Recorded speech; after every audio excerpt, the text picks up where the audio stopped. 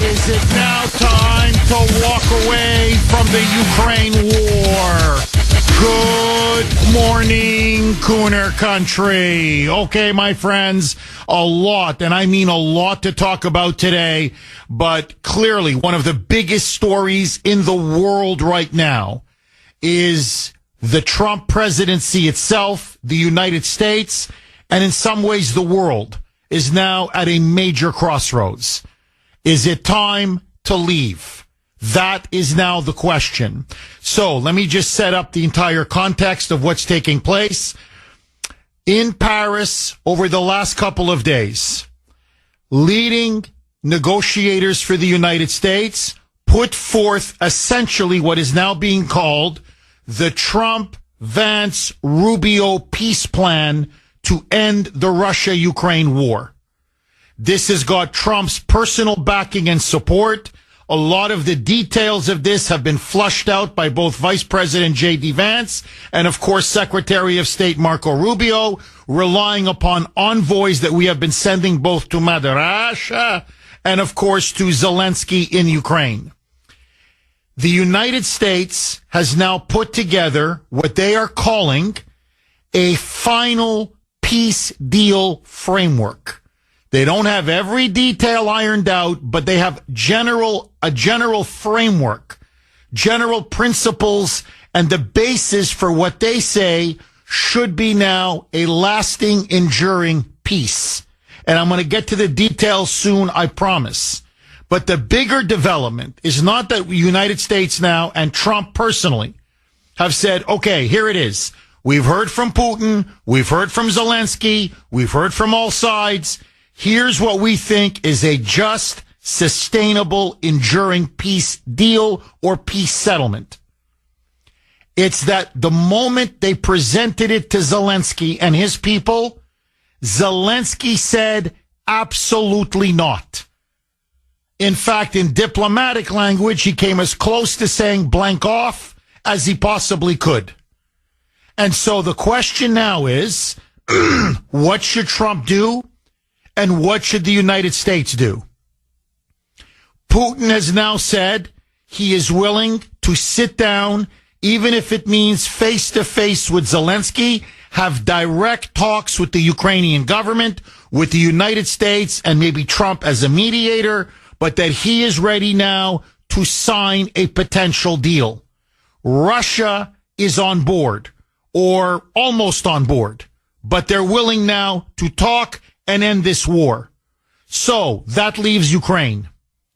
And Zelensky has made it crystal clear that not only does he reject the peace deal, he will not cede an inch, a centimeter, a millimeter of Ukrainian territory in order to achieve a negotiated peace settlement and an end to the war.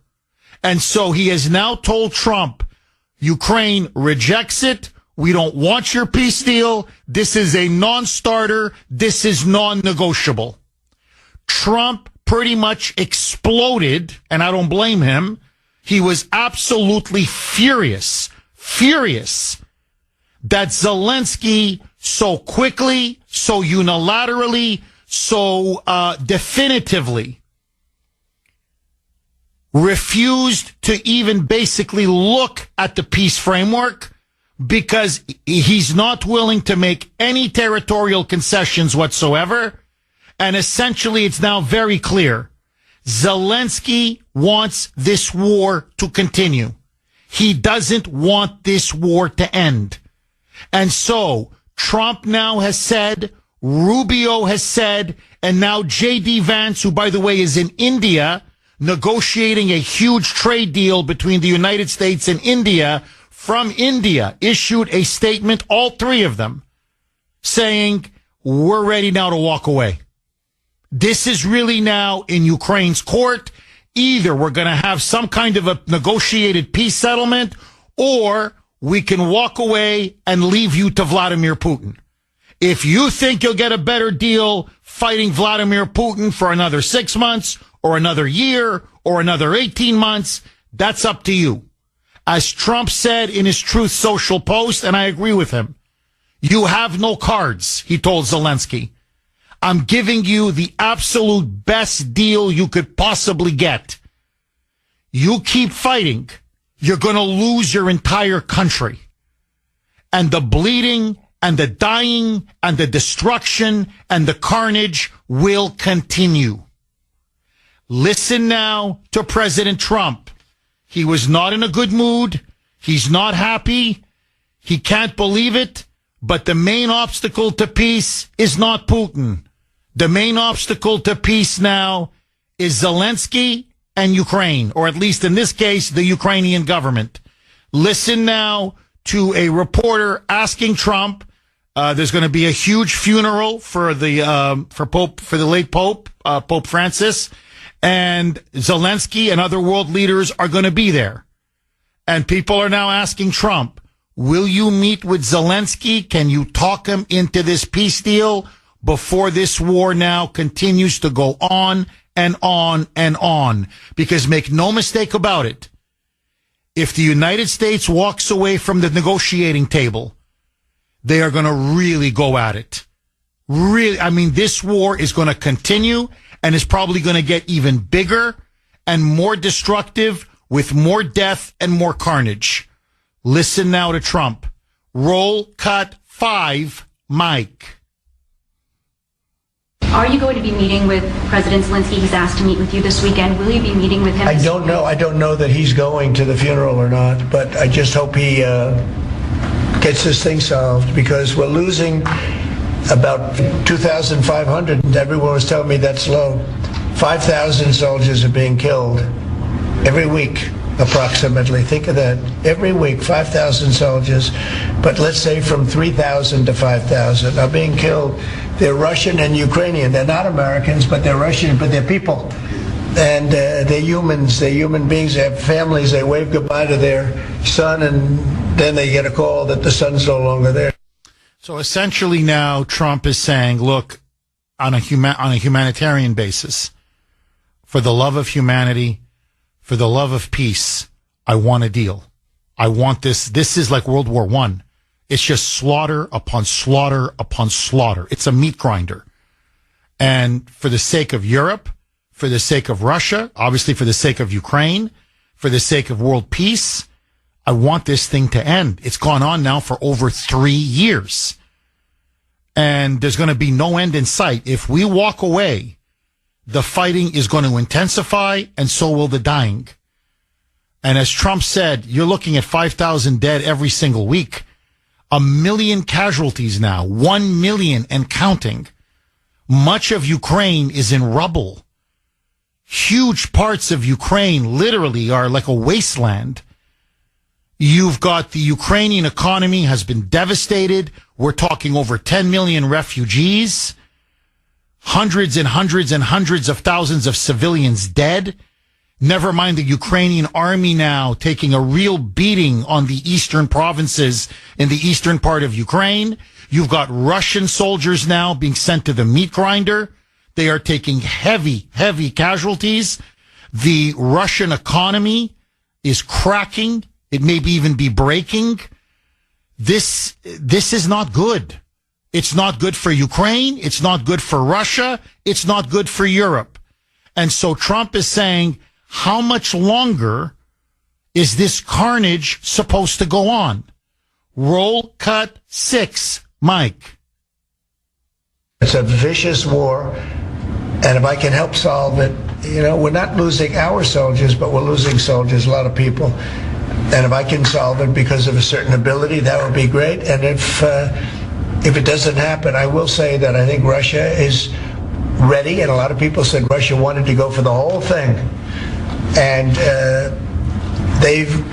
I think we have a deal with Russia. We have to get a deal with Zelensky, and I hope that Zelensky, I thought it might be easier to deal with Zelensky. So far it's been harder, but that's okay. It's all right. So Zelensky now is proving to be the intransigent one. There's no question. He now is the man opposing peace.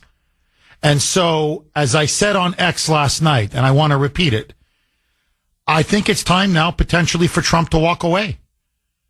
I think really this is my advice to President Trump. Take it for what it's worth.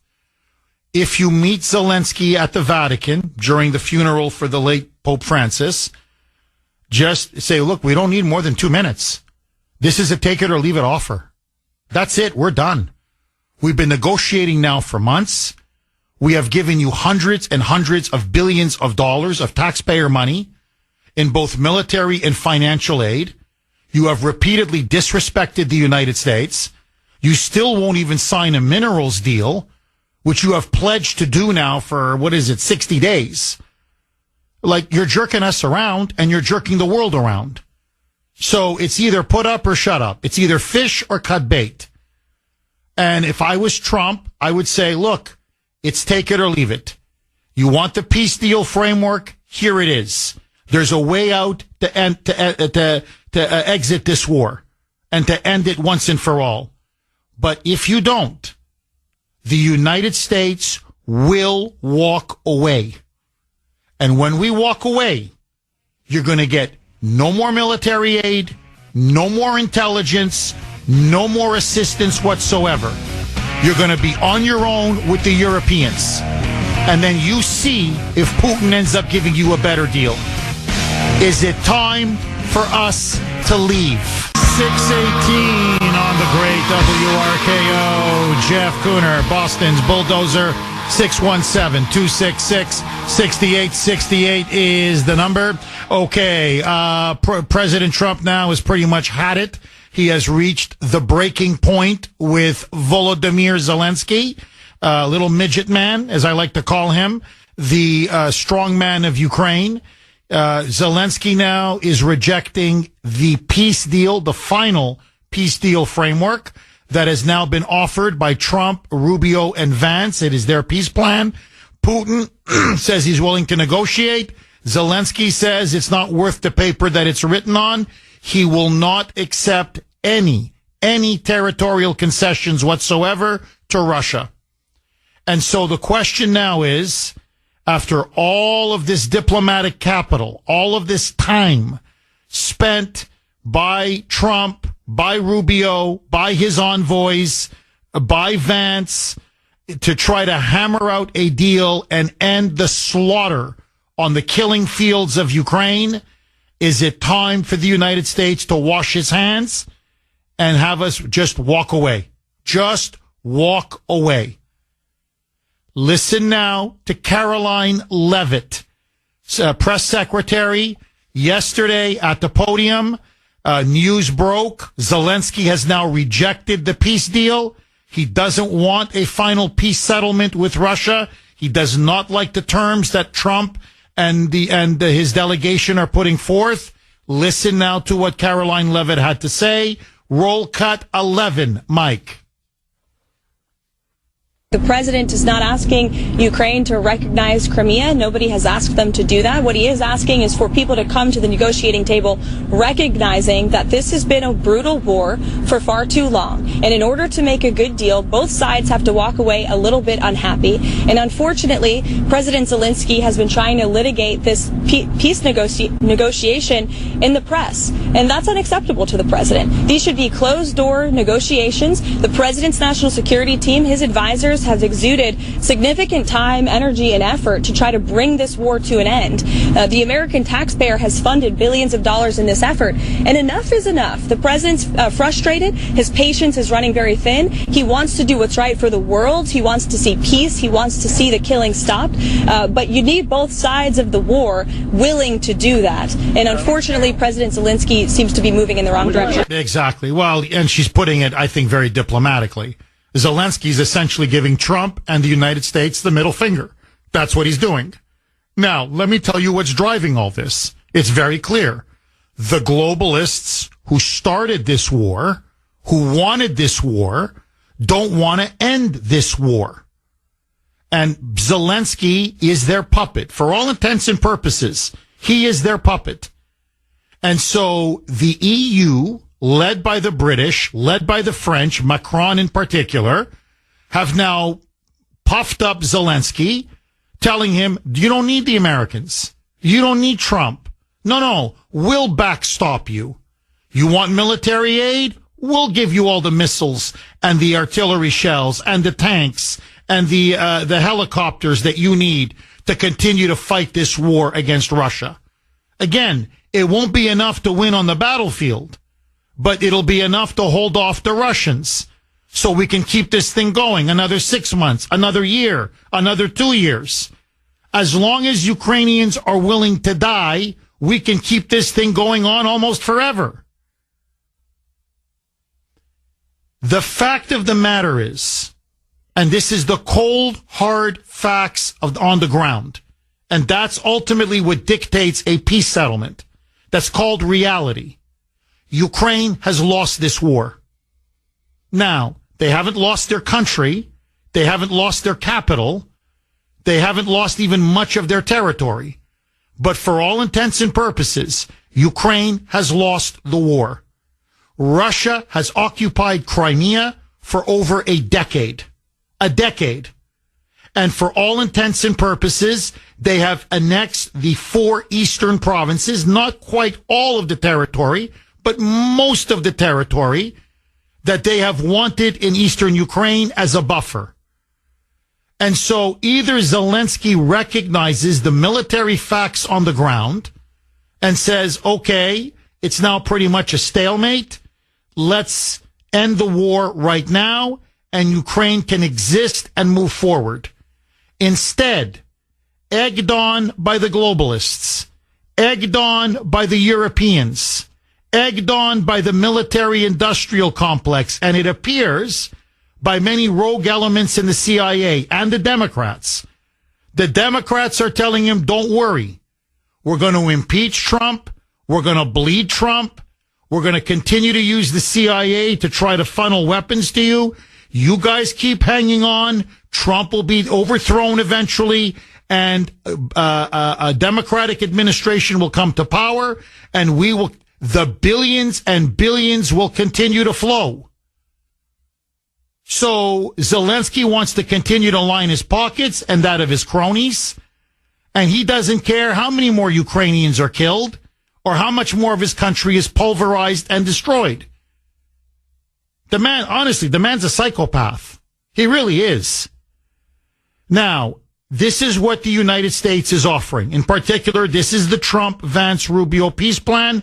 It is a very rational basis for finally ending this war. Number one, recognize Russia's sovereignty over Crimea. They have controlled it for over 10 years. It has for hundreds and hundreds of years been part of the Russian Empire. It is largely a Russian-speaking area with very historic, strong cultural, ethnic ties to Mother Russia. So basically recognize the reality that is today in Crimea. Allow Vladimir Putin to take the 4 provinces that his army and military still control in eastern Ukraine. So these 4 provinces, Kherson, Zaporizhia, Donetsk, Luhansk, those territories under Russian occupation would then be part of Russia. And finally, no NATO for Ukraine. Ukraine gets no NATO membership whatsoever. That is off the table. That was the reason why the war was fought. So Putin gets something. In fact, he gets a lot, but his side is won. So that's why he gets a lot. Now, what does Ukraine get? There are territories around the major city of Kharkiv that the Russians have won that they are now willing to give back to Ukraine. So Ukraine gets territories around Kharkiv. Secondly, the United States guarantees a carve-out that Ukraine will then be allowed to enter the European Union, and Russia will agree to Ukraine entering the EU. In other words, Ukraine's political economic destiny will be with Europe and the West. And finally, security guarantees.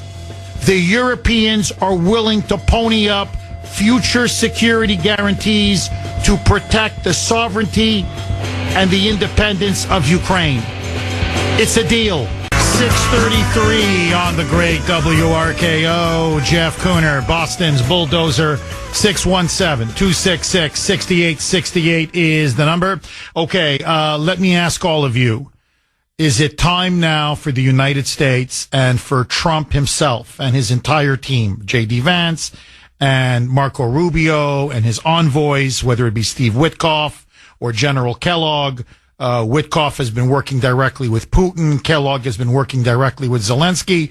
Is it time now for them to just wash their hands and walk away? That's what Rubio and Vance and Trump are now telling Zelensky after he has now rejected their final peace deal offer, that they are done. There will be no more talking, no more meetings, no more negotiations, that they are going to move on. They've got other things, bigger fish to fry, as they say. They got to focus on Iran. They got to win this trade war with China. They've got other issues that they say needs their top attention and their priority. They have other priorities and needs their concentration. And so they're saying to Zelensky, look, the train is about to leave the station. Are you on board or not? Now, here's what the Russians would get. As I said, they would get Crimea, which they've controlled for over 10 years, and historically, going all the way back to Catherine the Great, was part of the Russian Empire. So really, Ukraine does not have very strong historic claims to Crimea. Putin would get, for the most part, good chunks or slices of eastern Ukraine, especially the 4 provinces that he has tried to annex over the last 3 years in that war. He would get what his army has won on the ground. Nothing more, nothing less. And the reason for the war, Ukraine would not be allowed to become a member of NATO. And so Ukraine would remain militarily neutral. Now, you may say, well, that's a great deal for Putin, but his side is winning. It's reflecting facts on the ground. Putin's not getting anything more. That's number one. Number two, Ukraine also gets quite a bit. As Trump keeps telling Zelensky, I'm giving you a chance to have a country. I'm giving you a chance to be with the West. I'm giving you a chance to have a future. Russia would cede territories that they have won in Ukraine around the very important city in northern Ukraine, Kharkiv. In Russian, it's called Kharkov.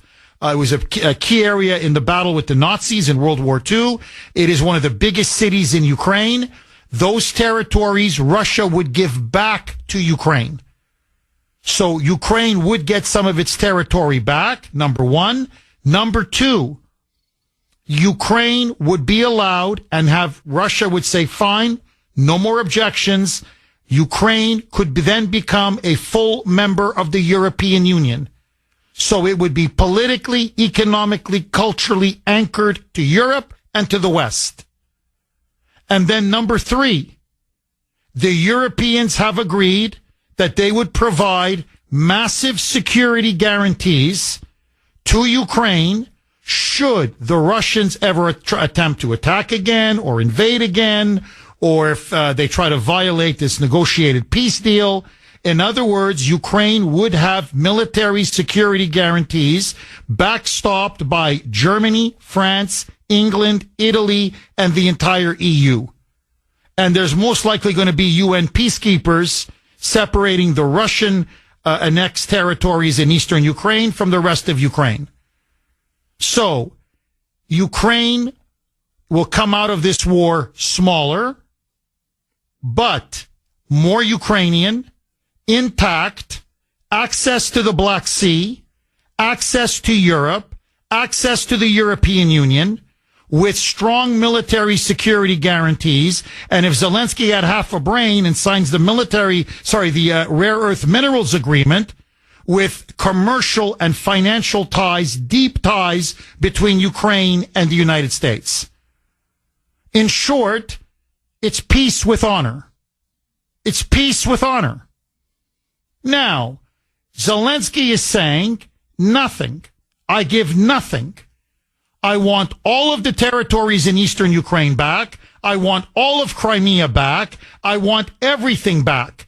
and I want Russia to pay hundreds of billions of dollars in reparations. So what Zelensky is proposing is a perpetual war. Now, here is the danger, and this is what Trump's trying to warn him. And privately he's saying, I don't know if he's that stupid, if he's that dense, or if he's just that corrupt and bought off. What Trump is trying to tell him is that his army already is starting to break and collapse on the Eastern Front. That if this war continues for another 6 months or a year, his army may completely collapse. And then Putin is going to grab a lot more territory. In fact, he may have a straight shot and path to the capital, Kiev itself. Which means Zelensky may lose all of Ukraine, not just the eastern edge of Ukraine. That he is playing and gambling with the lives of Ukrainians, of Russians, and really of that part of Europe. And so Trump is telling him, look, this is it. We're at a crossroads for the United States, for Europe, for Russia, but especially for Ukraine. Do you want peace, or do you want this war to continue and it could lead to an absolute disaster for Ukraine and for the Ukrainian people? Zelensky, for whatever reason, is refusing to sign any peace deal framework. He will not make an inch of territorial concessions. So, to me, it's quite obvious that the globalists want this war to continue. And let me just read to you a text. This is from 508. You can text the Kuhner man, 70470, 70470. And this is what 508 says, and I think he or she is completely spot on. Jeff, the globalists want Ukraine to be completely destroyed so that what's left will be theirs to pillage, and that which is Russia's can be used in the media to continue a propaganda war against Putin. Bingo. You see, the globalists want Russia to remain the boogeyman, not China. So they want to continue this Cold War against Russia. So let the Ukrainians keep fighting. Let them keep dying. Fight to the last Ukrainian.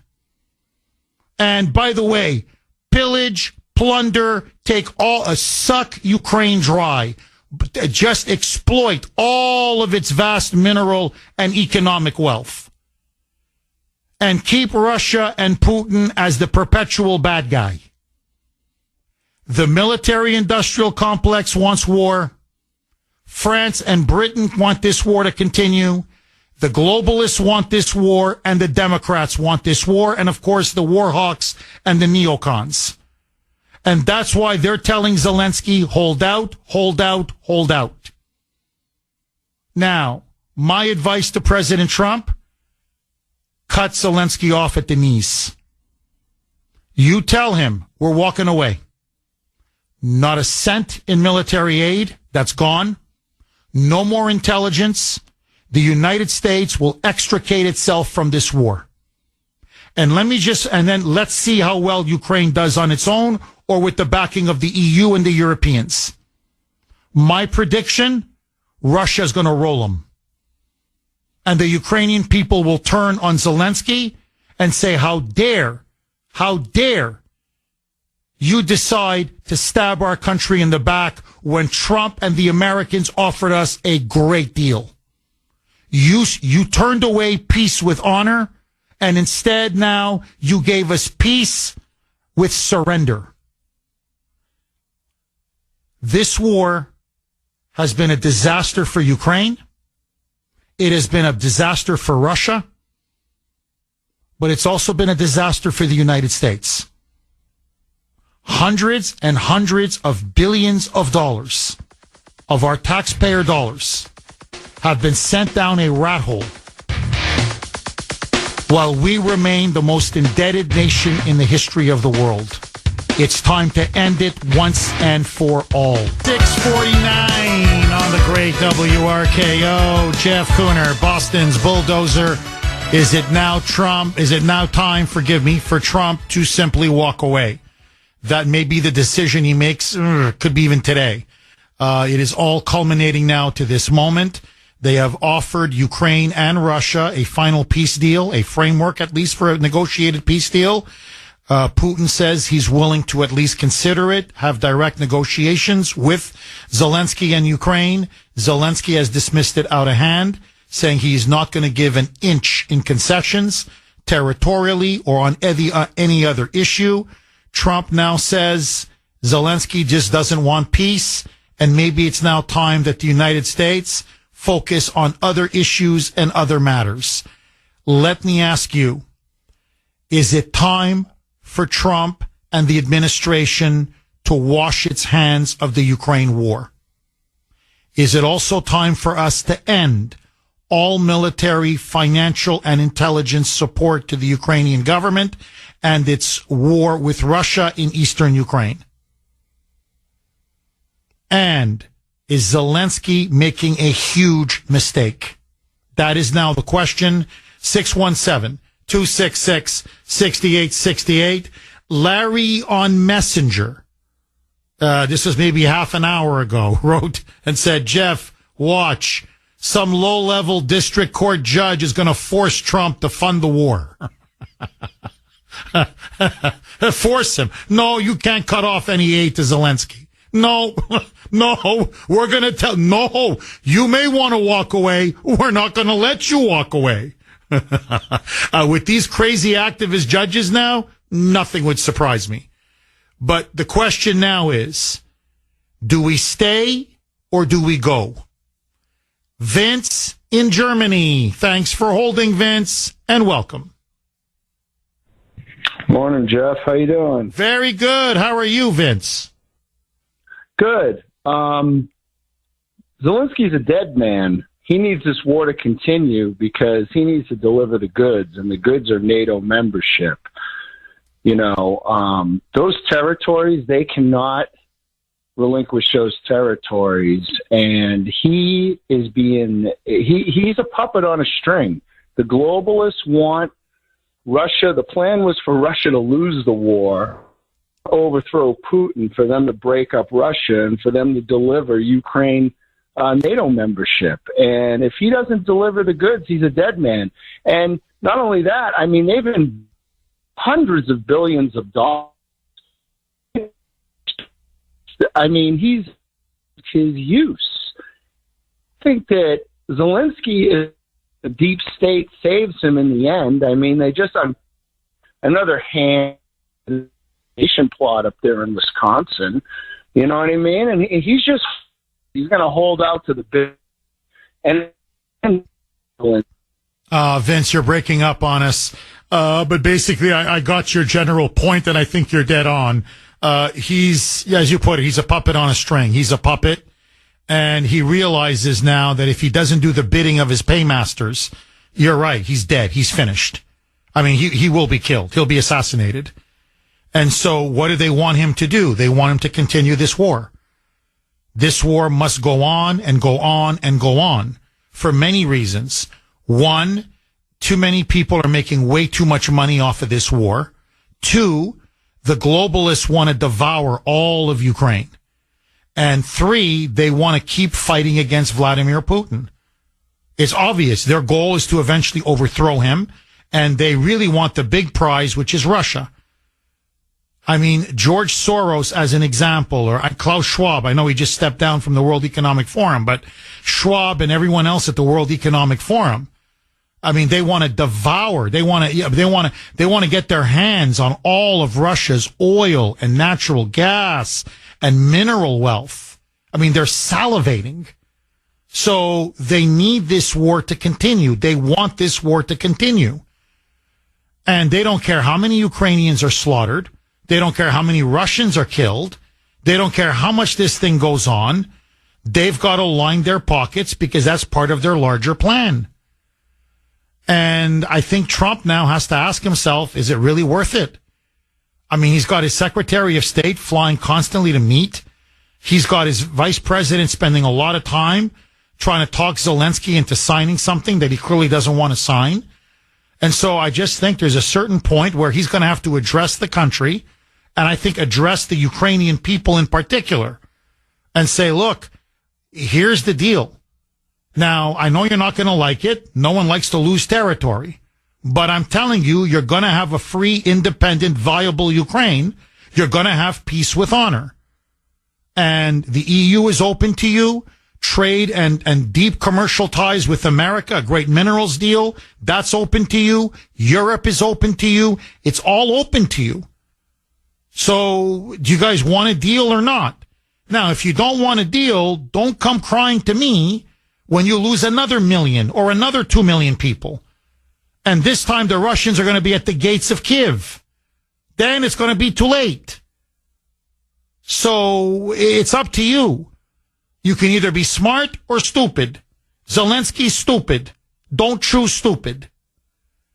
And to me, I think there's a certain point where, yes, blessed are the peacemakers. No question. And Trump is trying to be a peacemaker. But you got both sides, they have to want peace. If they don't want peace, there's nothing you can do. And it's clear when, at least for now, the one side that doesn't want peace is Zelensky and Ukraine. So let them live with the consequences. Walk away and cut off all aid, all intelligence, everything. If the Europeans want to prop him up, then it's their war and it's their problem. To me, we've got enough problems to deal with. We're trying to end it. We're trying to end it for the sake of humanity. But if they don't want to do it, hey, believe me, we've got serious problems here. Very serious problems. Agree, disagree, 617-266-6868. Listen now, this is Trump. You could tell at this point he's exasperated, he's frustrated with Zelensky, and he's saying, look, I get the satellite pictures, I get the intelligence briefing every single morning. He goes, these people are crazy.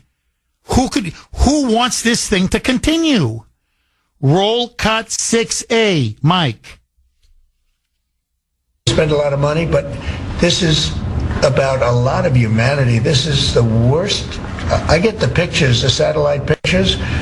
I've never seen anything like it of the fields after some of these battles. It's horrible that it's going for nothing. We would have never had this problem. You would have never had that war if I were president. I guarantee you that. And for 4 years, you didn't have it. Yeah, no question. Look, it's one of many things that were an absolute disaster under Biden that to me are unforgivable. And this is one of them.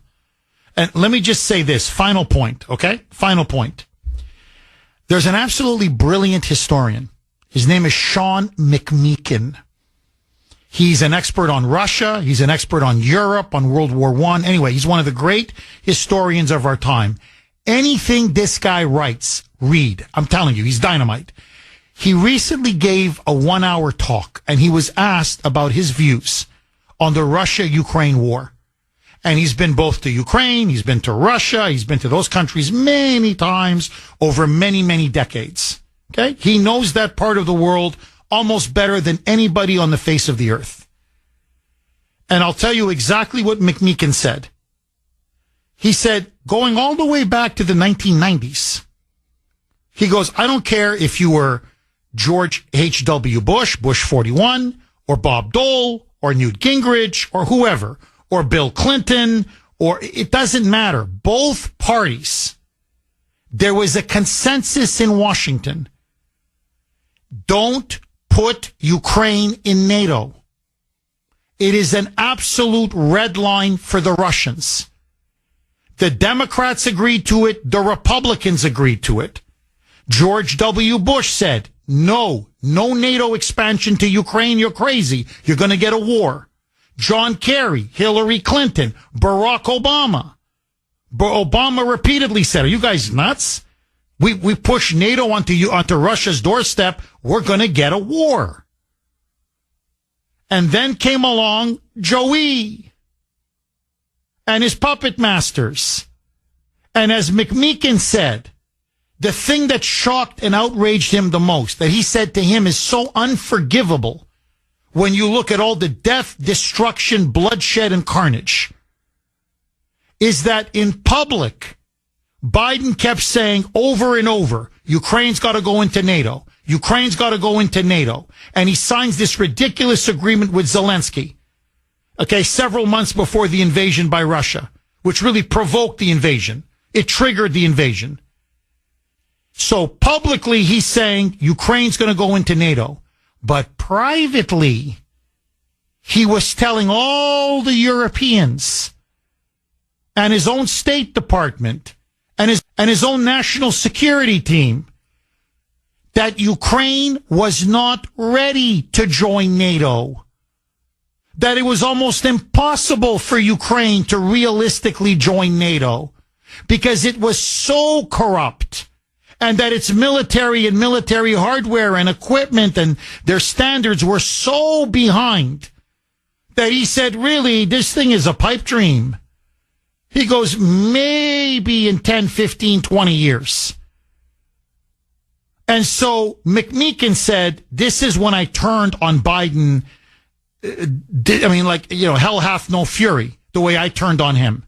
I turned on him decisively because he was committing the United States in public to a radical policy that in private he knew was not only unattainable, but it was clearly unrealistic and unworkable.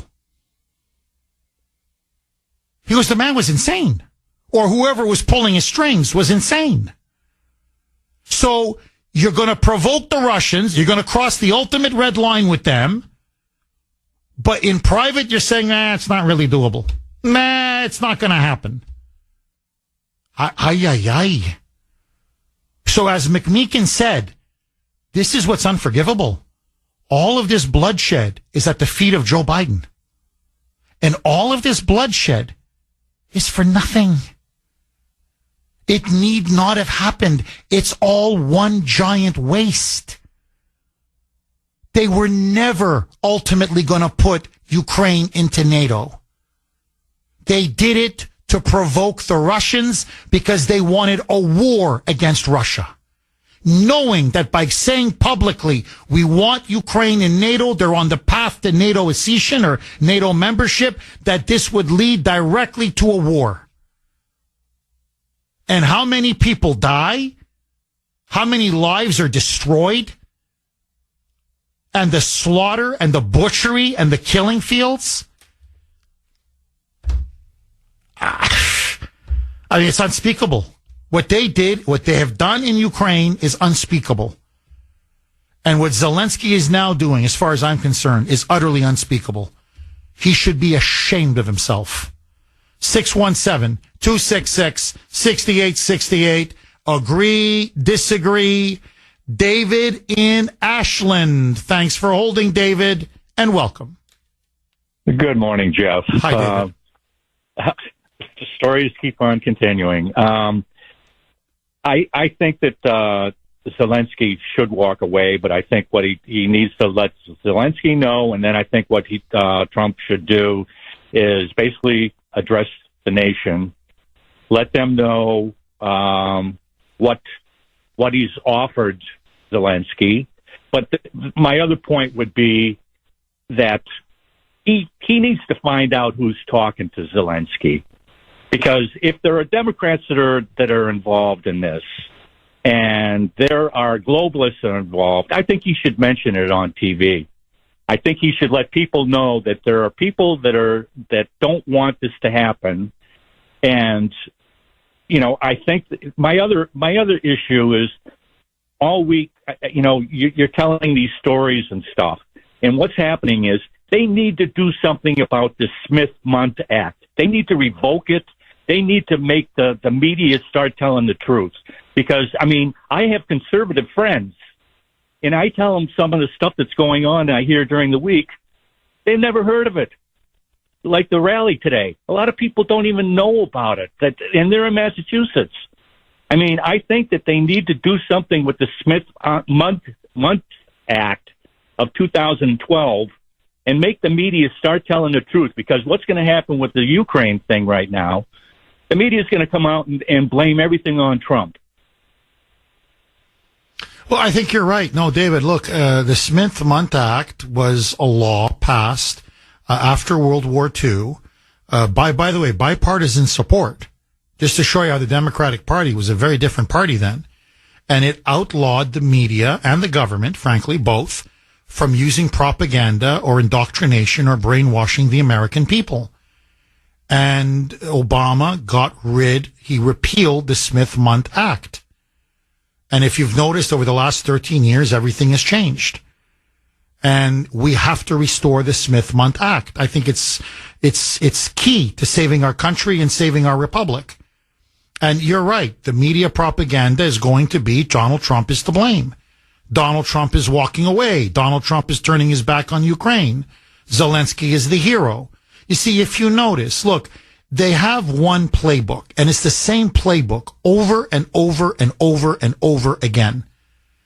It's always Munich. It's always 1938. Someone is Churchill, and the people they want us to topple or fight a war against is Hitler. It's always Churchill versus Hitler. It's always Munich, 1938. You honestly, take your pick. So Saddam Hussein, well, he was Hitler, and George W. Bush was Churchill. I mean, I could do this over and over and over again. So Bashar Assad, Hitler. Gaddafi, Hitler. Now Putin, he's Hitler. And who's Churchill? Zelensky. Zelensky now plays the role of Churchill. And so to pull this off, it's like, freedom versus, authoritarianism, democracy versus dictatorship. They have to lie.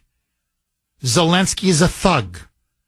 What you don't hear in this country ever, which is a fact, he has banned all opposition parties.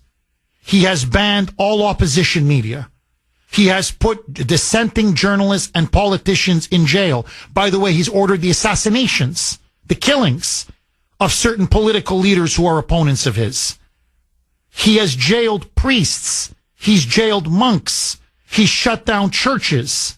I mean, I could go on and on and on. This guy's no Churchill. Never mind the corruption, the billions and billions and billions that he and his regime have stolen and siphoned off. So what I'm saying is you have to have an honest media to have a true, democratic republic.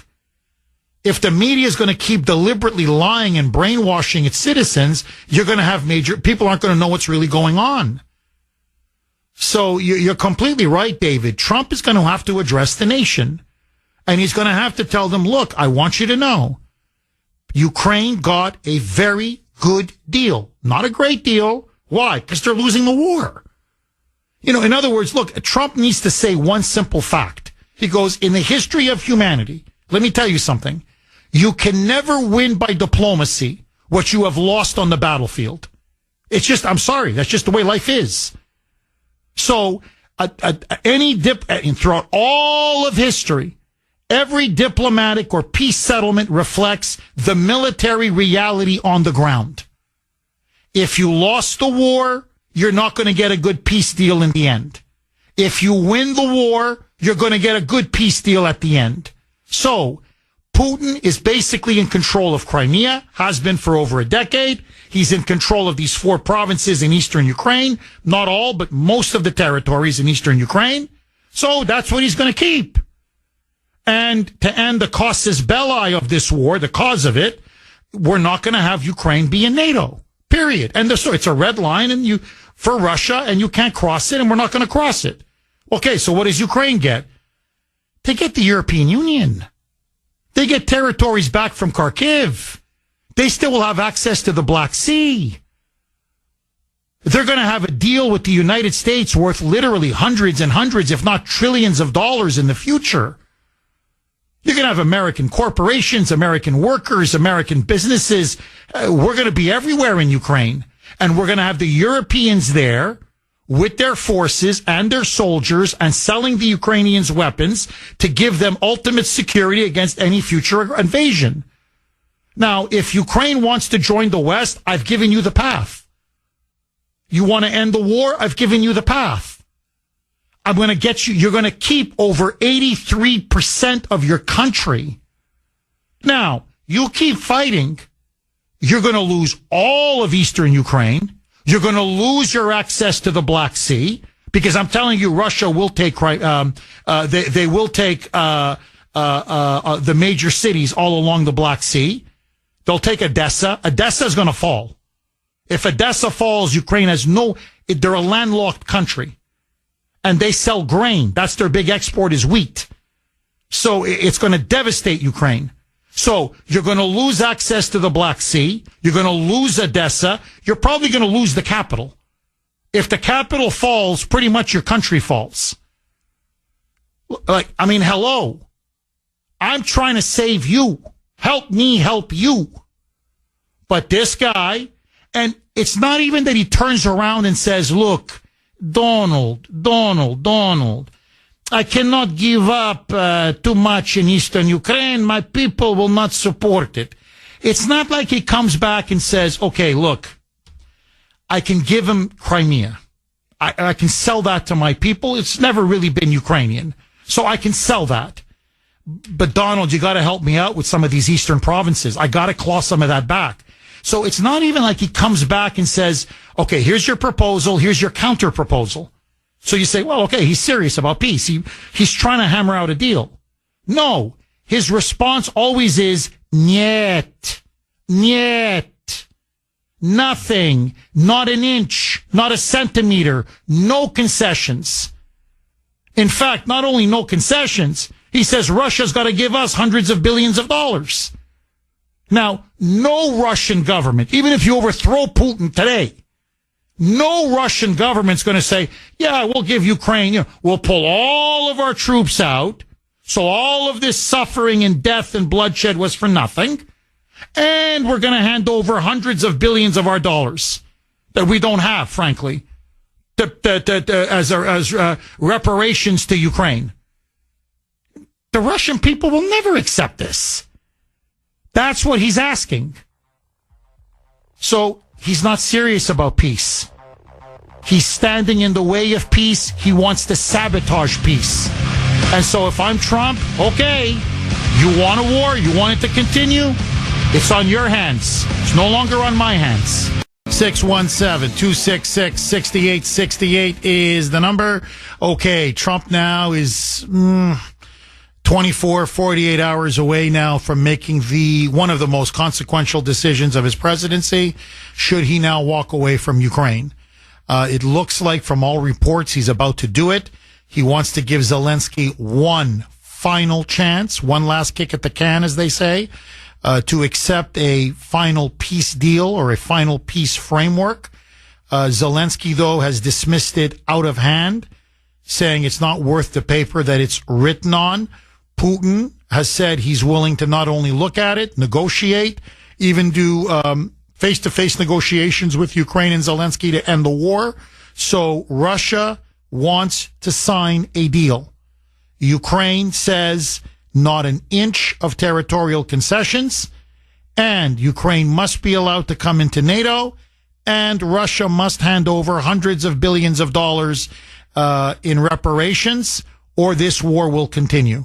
So I want to ask you, is it time for us to cut off all military funding, all financial assistance, all intelligence cooperation with Ukraine? And if they want to continue to fight, and if the Europeans want to prop them up, let them do it. But America will walk away, not just from Ukraine, but from this war completely. Trump is now seriously considering doing this. I say do it. Do it. Walk away and wash our hands of this mess. But that's me. I want to hear from you. Agree, disagree. Dave in Medford. Thanks for holding, Dave, and welcome. Good morning, Jeff. Good morning, Dave. Jeff. How are you? I'm good. How are you, Dave? Jeff, the sun's out. It's a nice blue sky. It's beautiful today. I'm just not down the beach enjoying it. But anyhow, Jeff, what we really need to do, Donald Trump's done everything he can to get this out of the way, and yet you get Zelensky who wants to play tough guy, and it's like, Jeff, there's no way for him to play tough guy. You know what? Let him go about it on his own. We've done enough. We sent the guy enough money, Jeff. And what kills me, every time I'm watching TV, every like half hour or so, they always show the commercials of the little kids in Ukraine, the villages that the little kids are trying to grow up in and have a life. They don't even have a life anymore because of what Ukraine tolerated, because of what they started talking a bunch of trash, and ever since this war started, these little kids that I see, they got nothing, Jeff. Zelensky doesn't give a damn about the little kids or the people of Ukraine. All he wants to do is take the money, stick it in his pocket, Jeff. And I'm sick of hearing. I'm sick of it. Donald Trump should just say, you know what? Hasta la vista. End of story. You want to go to Russia and deal with Russia on your own? Like Jeff, you and I both know, Russia will blow him away in a half a minute, and it won't take much. And Jeff, I wish I could be at that rally today, but needless to say, I'll be working on the road, but I'll be thinking about it. You'll be with us in spirit. Thank you, Dave. I appreciate it, really. And Dave, God bless you, and I hope to see as many of you today as possible. Huge rally, steps of the State House at noon, right in front of the Boston Commons. Kuhner country, we are going to shake this state to its very foundations. We're going to restore parental rights. We're going to restore parental authority. We're going to expose this scandal with DCF. We're going to break it wide open. And God willing, we're going to reunite the Riveras with their 5 children. We can make history. And I hope as many of you show up as possible. And thank you again, Dave. 617-266-6868. Just very quick off of Dave. Zelensky he's right. He's playing tough guy on our money with our weapons. What's kept him in this war? The reason why, and even the Russians admit it, the reason why Russian tanks aren't rolling right through Kiev all the way down to Ukraine, the western border with Poland, is because of American weapons, American missiles, American technology, American drones, and the media won't report this because we have CIA advisors on the ground helping the Ukrainian military and guiding them step by step by step by step. So if our people weren't there and our weapons weren't pouring into Ukraine, this thing would have been over in 2 weeks. Who are we kidding? So what I find amazing about Zelensky is little midget man is a tough guy with our weapons and our money. And so my advice to Trump, if these people are listening, is don't just walk away and say, I'm not going to negotiate anymore and you guys can continue slaughtering each other and go at each other's throats. No more money, no more military, no more technology. You're going to get nothing from us anymore. Now, if you think the French or the British or the Germans can replace what we're going to not give you, go with them. But the days of us giving you a blank check are over. And just cut Zelensky off at the knees. Without our military assistance, he and his government are finished. They're finished. And in the end, Zelensky's going to have no one to blame but himself. So, in other words, look, here's what I would tell Zelensky to his face. You can either deal with me, and I'm going to give you peace with honor, or you can deal with Vlad after he's kicked your ass from one end of Ukraine to the other. And believe me, you don't want to deal with Vlad. Jose in Brighton. Thanks for holding, Jose, and welcome. Yes, hi. I'd just like you to remind everybody, please, that hours before the meeting between Zelensky and Trump, you had Senator Murphy and other Democrats who met with Zelensky. And the whole thing came tumbling down. That's important to keep in mind, everything you discussed about. Thank you. Jose, you're a genius. No, Jose, thank you. Jose, thank you very much for that call. Completely right. He met with that radical Democrat, that whack job from Connecticut, Senator Chris Murphy, And Ed Markey, by the way, Senator, Markula, Ice Cream Ed, the ice cream man. So he met with Markey, he met with Murphy, he met with a cabal of Democrats. And he told them, no, you don't bend to Trump. You don't acquiesce to Trump. Don't sign a minerals deal. No. So they told him, we got your back. Wink, wink. We've got the deep state. Wink, wink. Hey, Trump can talk all he wants. Our CIA guys will get you money and weapons. We do things behind the president's back. So don't sign or agree to anything. So, Jose, you're completely right. The Democrats sabotaged that meeting between Zelensky and Trump, and I believe they're sabotaging Trump's diplomacy as we speak. The Democrats don't want peace.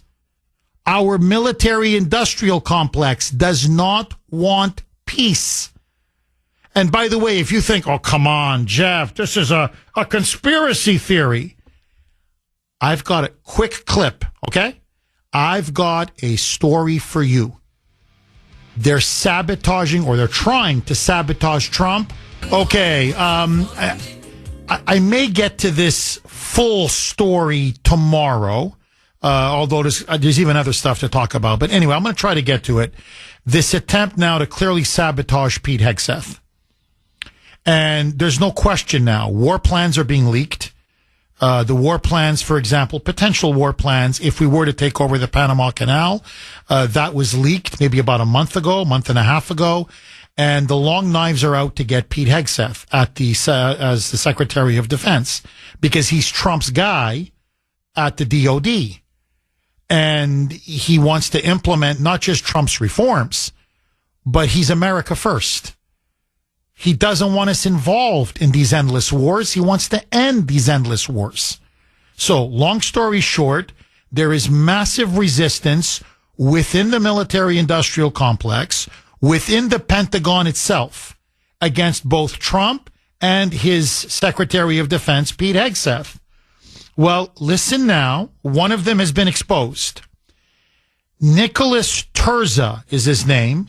He is the DOD branch chief. And hat tip to James O'Keefe and his people again. They've pulled it off. They went undercover. Okay, one of O'Keefe's people went undercover.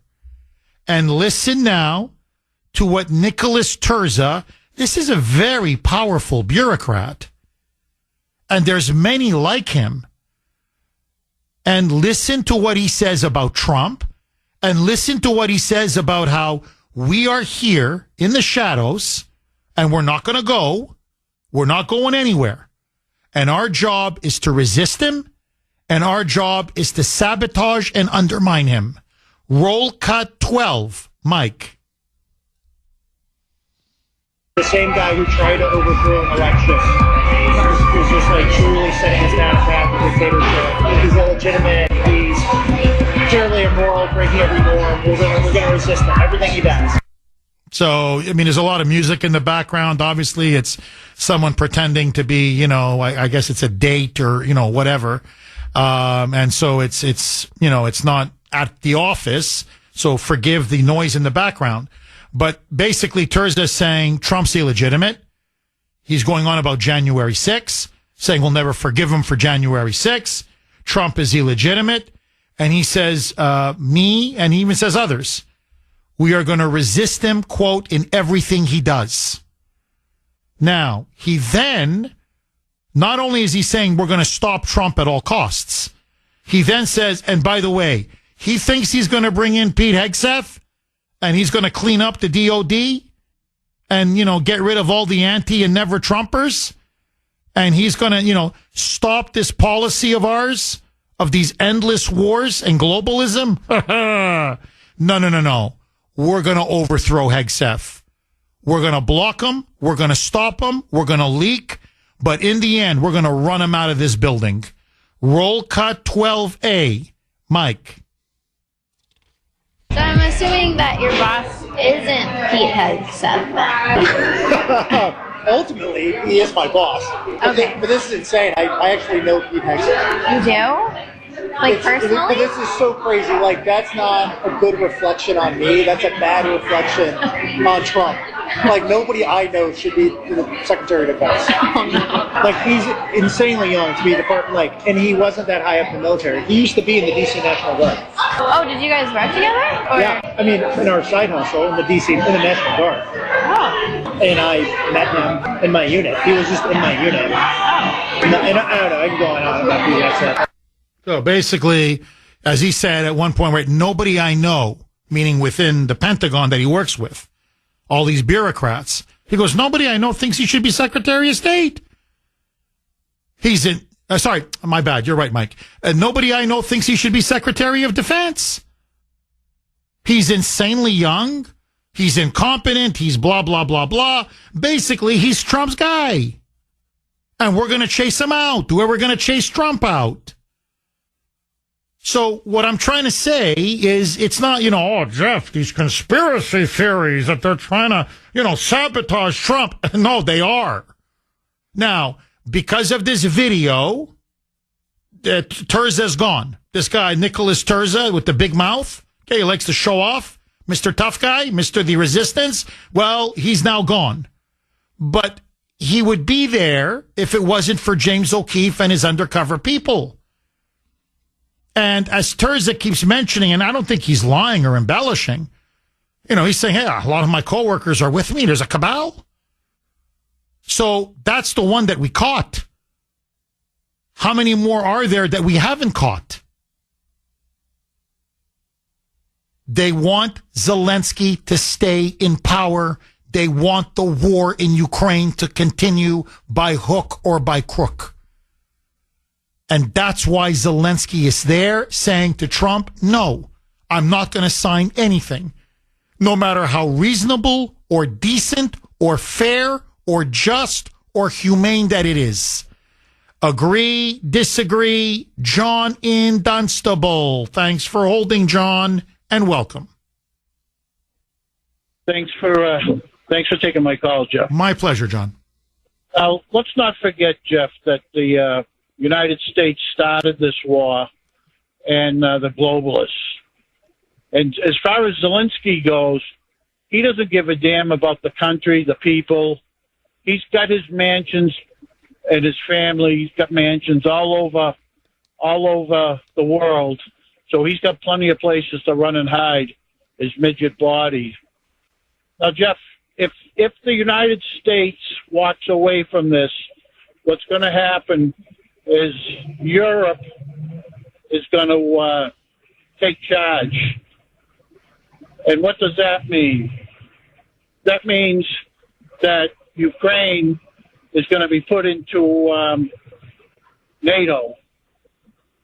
And what that means, Jeff, is what they really want, which is nuclear war. Because what does nuclear war do, Jeff? It depopulizes the peoples in the world. And they also want to destroy the country of Ukraine for all the corruption that's been going on for decades, Jeff. So that's my opinion. That's what I think is going to is if President Trump walks away, and I think he's at a point that I agree with you that he has to walk away from this, but I think that things are going to get real bad when that happens. Well, because, John, no, I hear you. Look, John, this is I kind of agree with you. Not 1,000%, but almost 1,000%. Ukraine cannot get into NATO. As long as we're in NATO, we have veto power. So, and Trump and J.D. Vance, I'm telling you, will never allow Ukraine into NATO. No way in hell. Look, even Biden wouldn't allow Ukraine into NATO because he knew that the blowback that would cause. So I don't think they're going to get into NATO, but I think there's another gambit at play. And I think you're right. It's a play to maybe eventually trigger a nuclear war. What is that play? 617-266-6868 is the number. Okay, it's the Kuhner Country poll question of the day, sponsored by Mario's. Mario's quality roofing, siding, and windows. What do you think will happen first regarding little midget man, Ukrainian President Volodymyr Zelensky? Hey, what do you think is more likely to happen? A, he signs a peace deal with Russia, in other words, effectively ending the war. B, he's overthrown from power. He's removed from office. What do you think is more likely to happen? A, he signs a deal with Putin and ends the war. B, he's overthrown either by his own people or by his generals, but that essentially they get rid of this guy. They overthrow him from power and they kick him out of office. A or B, I want to hear from you. Sadly, I think if I was to vote in the poll, I would be a B on this.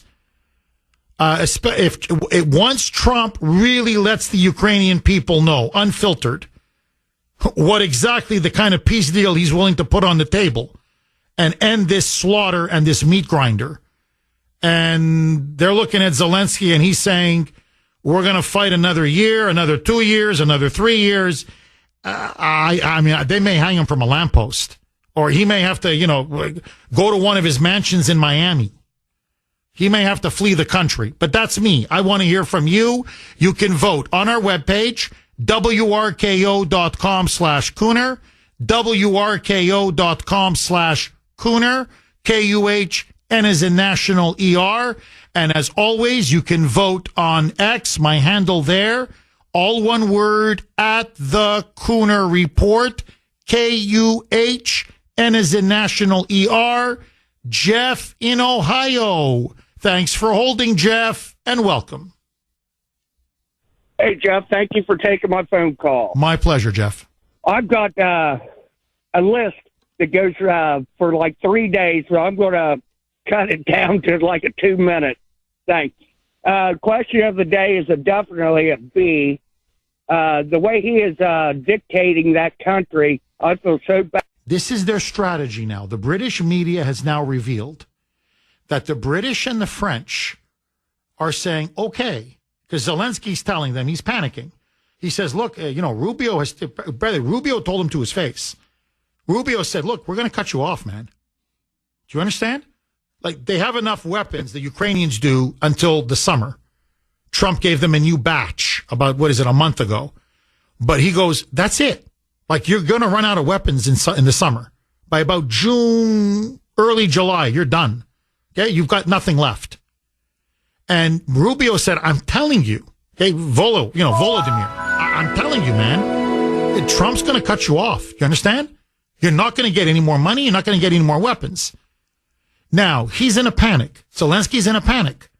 So he now goes to Starmer, the British Prime Minister, and Macron, the French President. And he says, well, listen, without American aid, we're done. I got to sign a deal.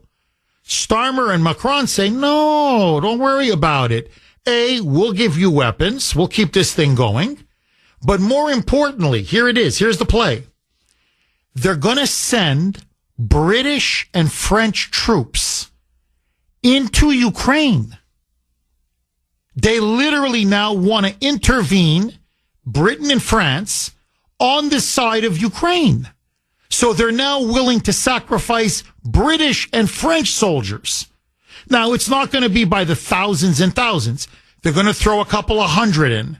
Now, why? You're going to say, Jeff, what's the sense of that? A couple hundred troops is not going to make a difference. Yes, but they're members of NATO. And so what the British leadership, what the British government and the French government and the EU globalists are going to claim is, well, look at this. Russian troops now have just killed NATO troops. Britain is a part of NATO. France is a part of NATO. So you've just killed European soldiers, NATO soldiers. We are now going to use this as a casus belli to say we're invoking Article 5. An attack on one is an attack on all. And that's going to suck the Americans right back in. We're going to use the obligations in the NATO treaty to force Trump back. And they may not send troops, But Trump's going to send you all the weapons you need. Or if he won't do it to you, he's going to have to send it to us. And then we'll just give them to you. Now, Putin knows this. Right? Everybody's playing chess. Putin knows this. Putin's counter is, you try to get NATO to come into Ukraine, the camel's nose under the tent, by getting British and French troops to participate. We will consider this an act of war by NATO upon Mother Russia, and we are going to hit Ukraine with tactical nuclear weapons. You want a nuclear war? We're going to give you a nuclear war. Like, in other words, Putin's saying, I'm not effing around. I'm not going to allow NATO to conduct military operations against Russian troops. We consider this an act of war and an act of aggression. So what I'm trying to say is these nut jobs, these lunatics, and that's what they are. They're lunatics, are willing to play and risk nuclear war in order to prop up Zelensky. And in the end, the reason why, it's not for some grand principle.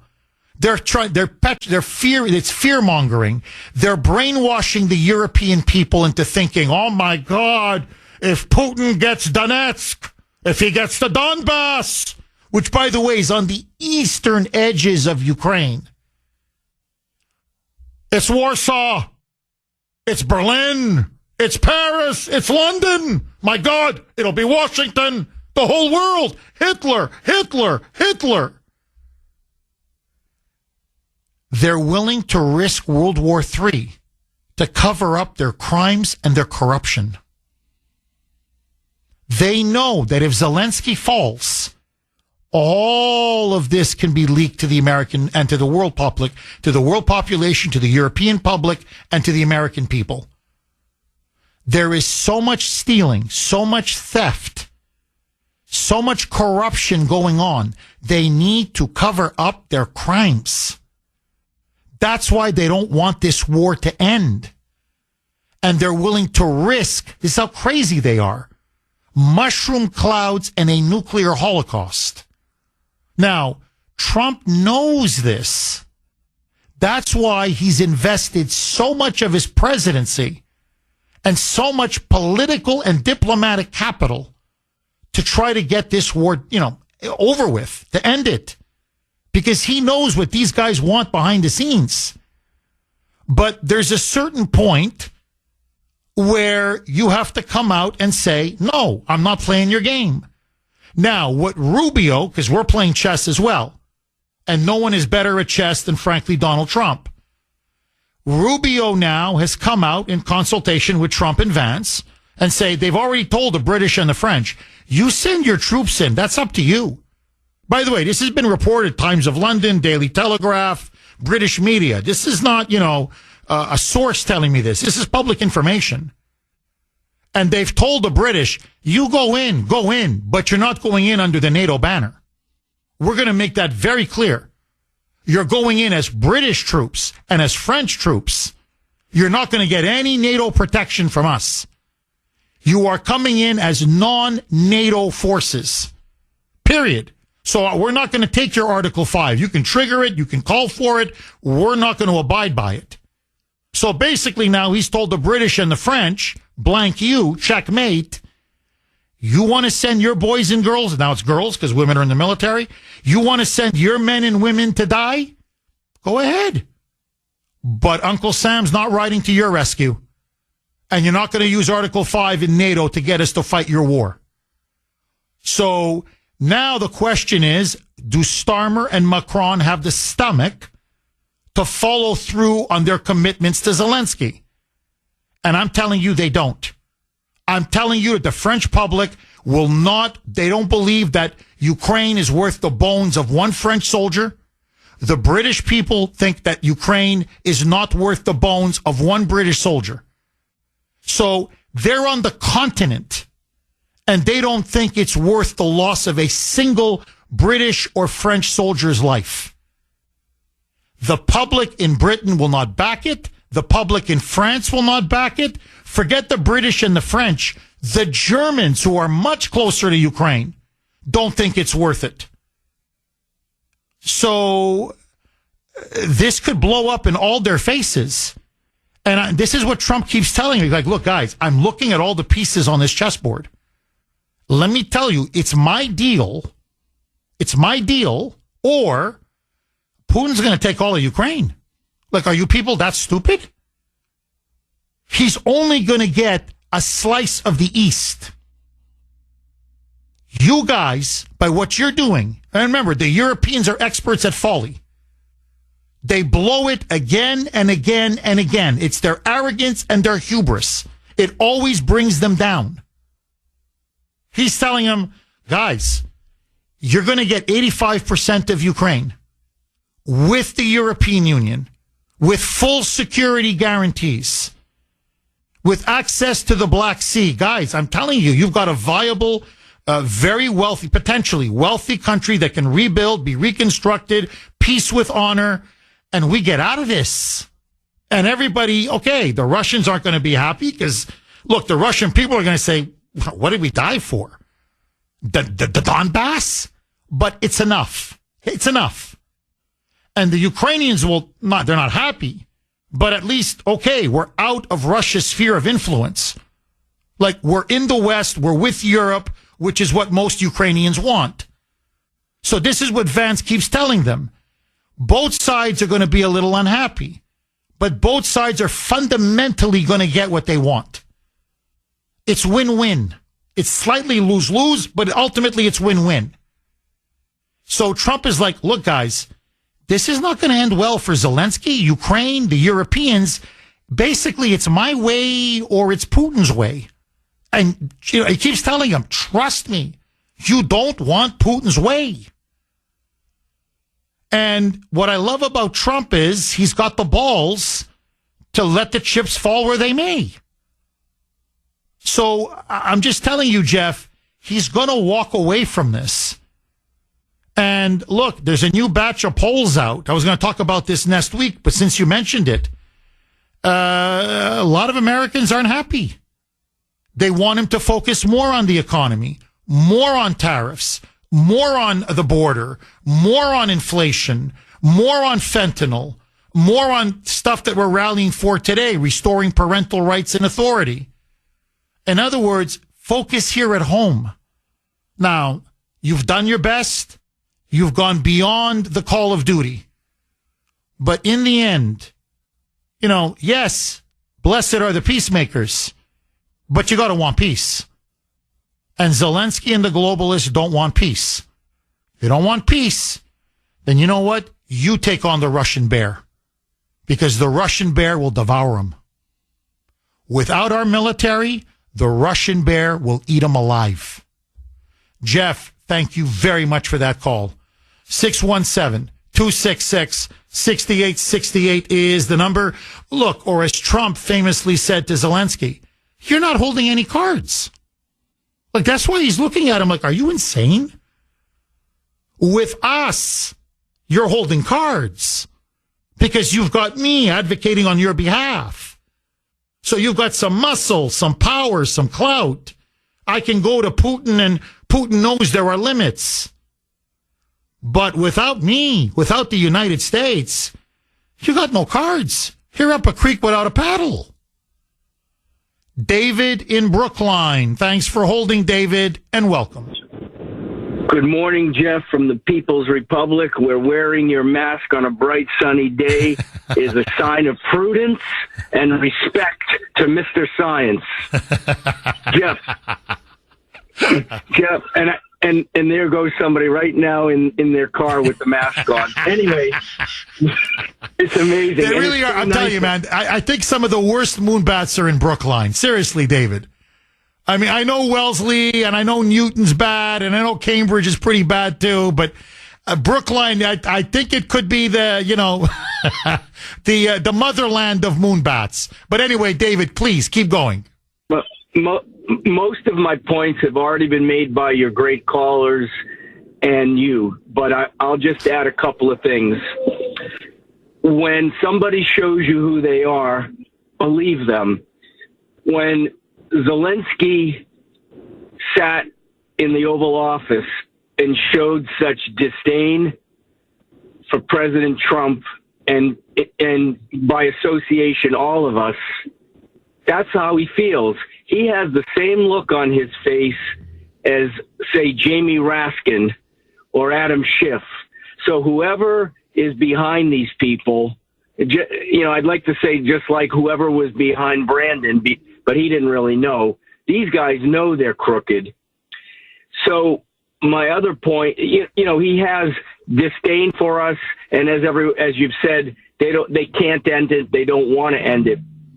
My other point is this: they don't want President Trump to end it because they don't want him to have a win. They don't want him to get any more popular than he is.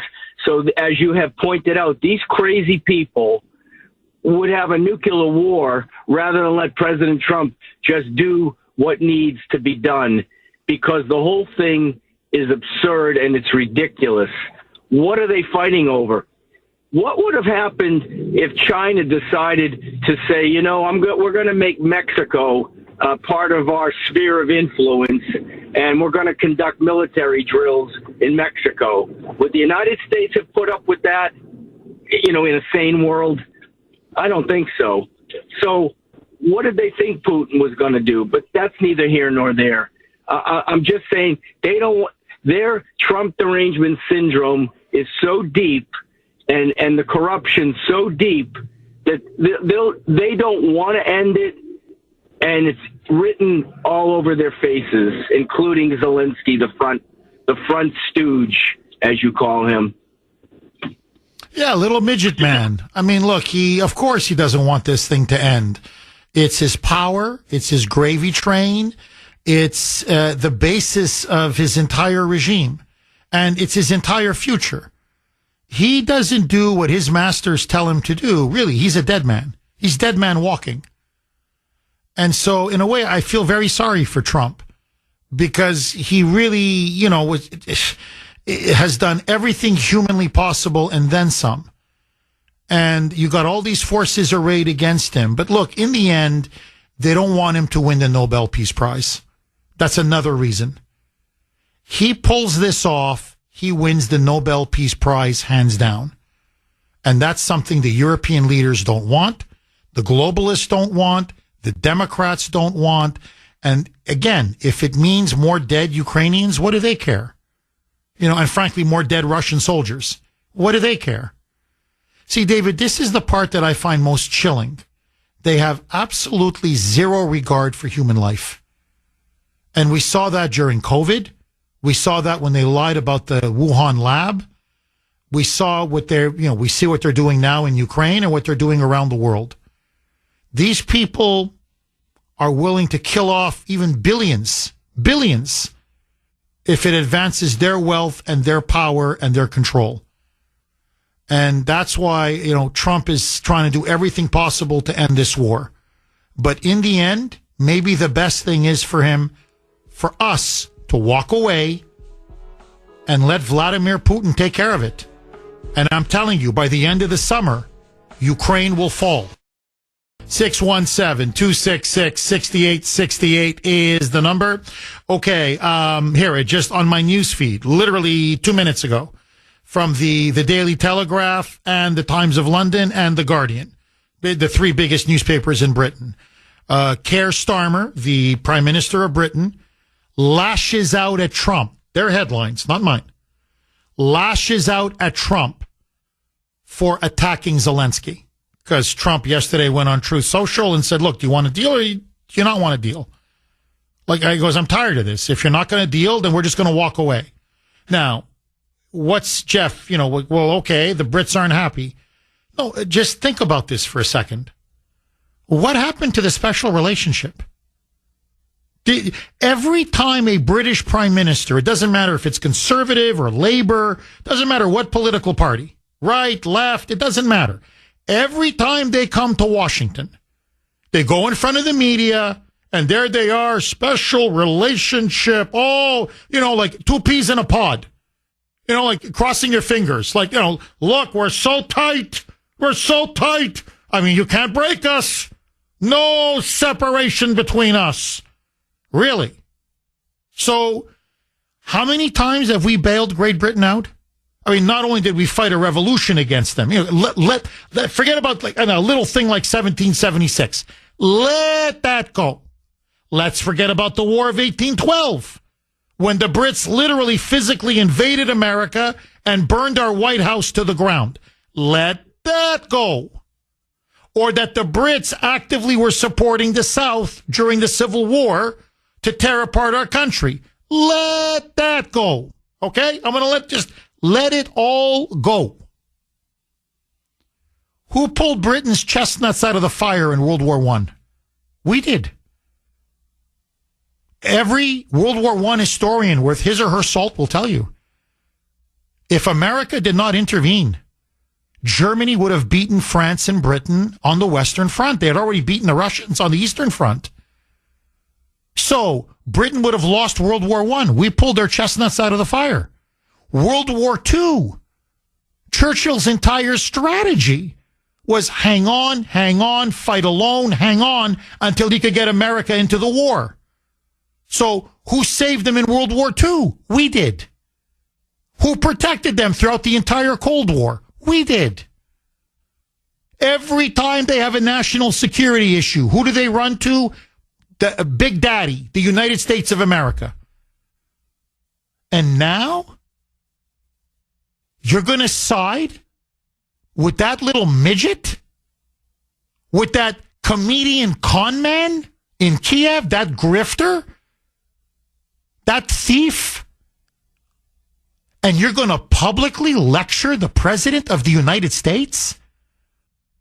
And insult the President of the United States? When we underwrite your entire security, and by the way, this is Brexit Britain. Remember, they pulled out of the EU about, 7-8 years ago? So Starmer came here saying Britain needs a trade deal, a free trade deal with the United States. So they've got a massive free trade deal on the line. And they're still publicly slapping Trump in the face? I'm sorry, man. Go blank yourself. I'm sorry, man. Blank you. Who the blank do you think you are? This is how you treat the United States after everything we've done for you? Now, I'm telling you, don't get angry. There's nothing to get angry about. Because my mother and my father, and this came from their parents, from my grandparents, this is an old world saying. You take this to the bank. When somebody shows you who they are, believe them. Believe them. In other words, they're doing you a favor. Your eyes were closed, and now they're open. You were deluded, and now you can see reality. And it's always a great blessing to see reality, because then you know exactly what to do and what your real situation in the world is. You're not living in an illusion. The Brits are not our friends. The French are not our friends. Most of the Europeans, not all, but most of the Europeans, I'm talking about their governments, they're not our friends. They're not. They use us. They exploit us. They take advantage of us. They ride our backs. They freeload off of us, which is, by the way, J.D. Vance has been making this point over and over and over and over again. And by the way, this is after who's given Ukraine the most money of any country in the world? It's not even close. The United States of America. Not even close. You know, these idiots in Europe say, well, we've given almost as much. Yeah, the whole freaking continent. Yeah, all of you. All, 27 countries in the EU, whatever it is, 28, whatever it is, 27, 28, whatever the number is. Yeah, all of you together, and you come close to the United States. By the way, that war is in your backyard. It's not in our backyard. And we still give more. And now, after hundreds of billions of dollars flushed right down that toilet, and you have 3 years and nothing to show for it except 1 million dead. And God knows how many more millions wounded and tens of millions of refugees. And we say, we got our own problems. Like, this may come as a shock to you Europeans, but the world doesn't revolve around you. And all of a sudden now, Trump's tearing at the transatlantic alliance. Trump is betraying democracy. Trump is a puppet of Vladimir Putin. If I'm Trump, pick up the phone to Keir Starmer and say, listen, that trade deal, blank you, you're not getting it. Number 2, we're cutting off all funding to Ukraine now. And number 3, we're out of NATO. We're out of NATO. Bye-bye. Bye. You guys deal with Putin, and you deal with all of those Muslims that you have allowed to flood your country with. Okay, the whole continent. Every country, you've allowed all these Muslims to pour in by the tens and tens and tens of millions. You know what, guys? You're on your own. You're on your own. So Trump is on the verge of walking away from the whole peace negotiations regarding the Russia-Ukraine war, and maybe even cutting off all aid entirely. Okay, we shall see. Next 24, 48 hours are going to be absolutely pivotal. And many of you are saying, not you, Kuhner country, but many liberals who listen to the show, and many of them do, they just don't want to admit it. Well, what's so pressing, Jeff? Like, why does Trump have to walk away? What is so pressing? Well, here's what he needs to walk away. Because this is what's happening here in our country. And it's happening now on a daily basis. Day after day after day after day. Because forget the Ukraine, we've had an invasion here in the United States. It was Biden's border invasion. And it has claimed the lives of untold number of Americans. And the carnage is piling up. The body count is piling up. And I want you to listen to this. The sanctuary state of California is about to release from prison an illegal alien who was twice deported. Twice. He was deported twice. And then under Biden, walked right into the country. A convicted felon. Multiple convictions. He's got a rap sheet as long as my arm.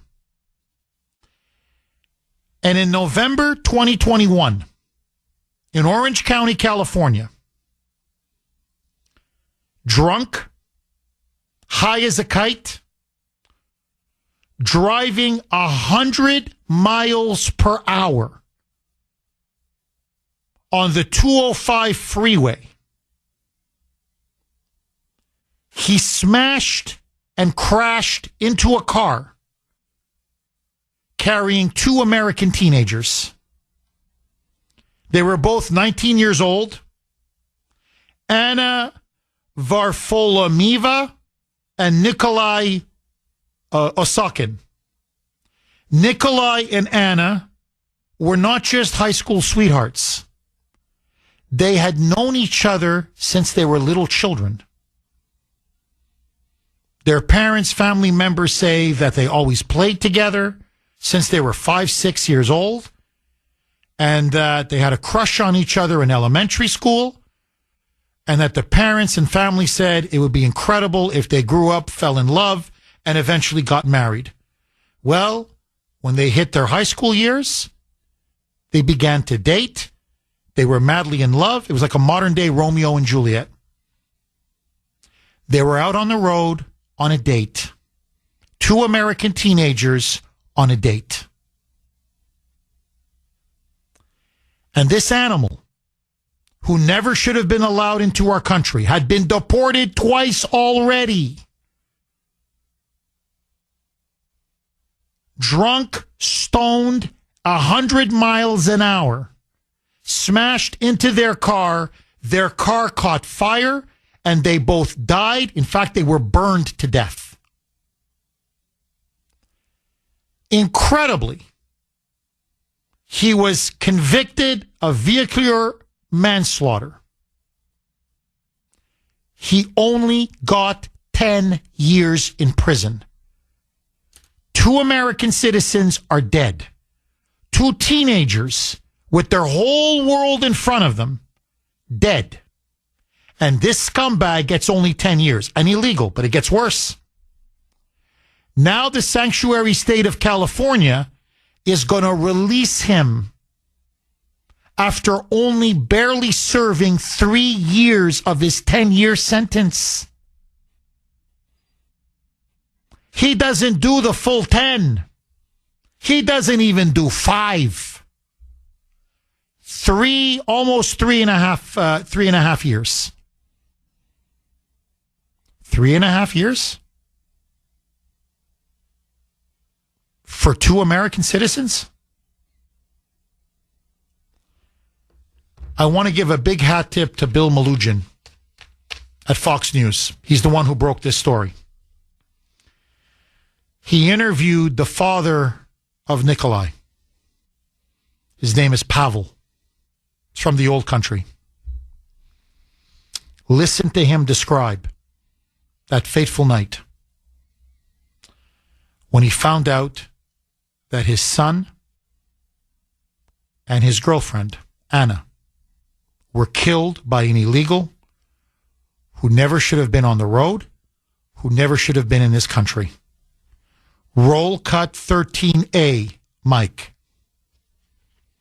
I got a knock on the door, and there's 2 police officers. They told me there was a horrible incident. My son and his girlfriend, Anya, basically were burned alive in their car. Burned alive in their car. I want you to listen now to Anna, was her American name, Russian it's Anya. Anatoly Wolf-Aramev, the father of Anya. He said, he spoke to Bill Malugin. Devastated. To this day, devastated. Cannot get over the death of his daughter. Can't get over it. Can't get over it.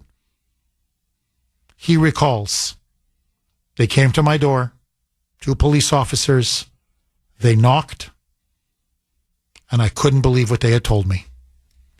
Roll cut 13B, Mike. She was my daughter. He said, Anya's name. I said, yes, it's my daughter. My wife came downstairs and she was screaming and crying. She said, no, no, no, no.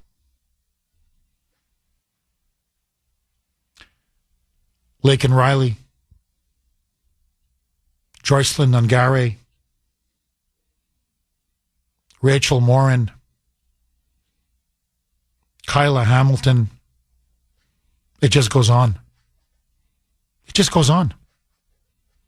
The list just goes on and on and on and on.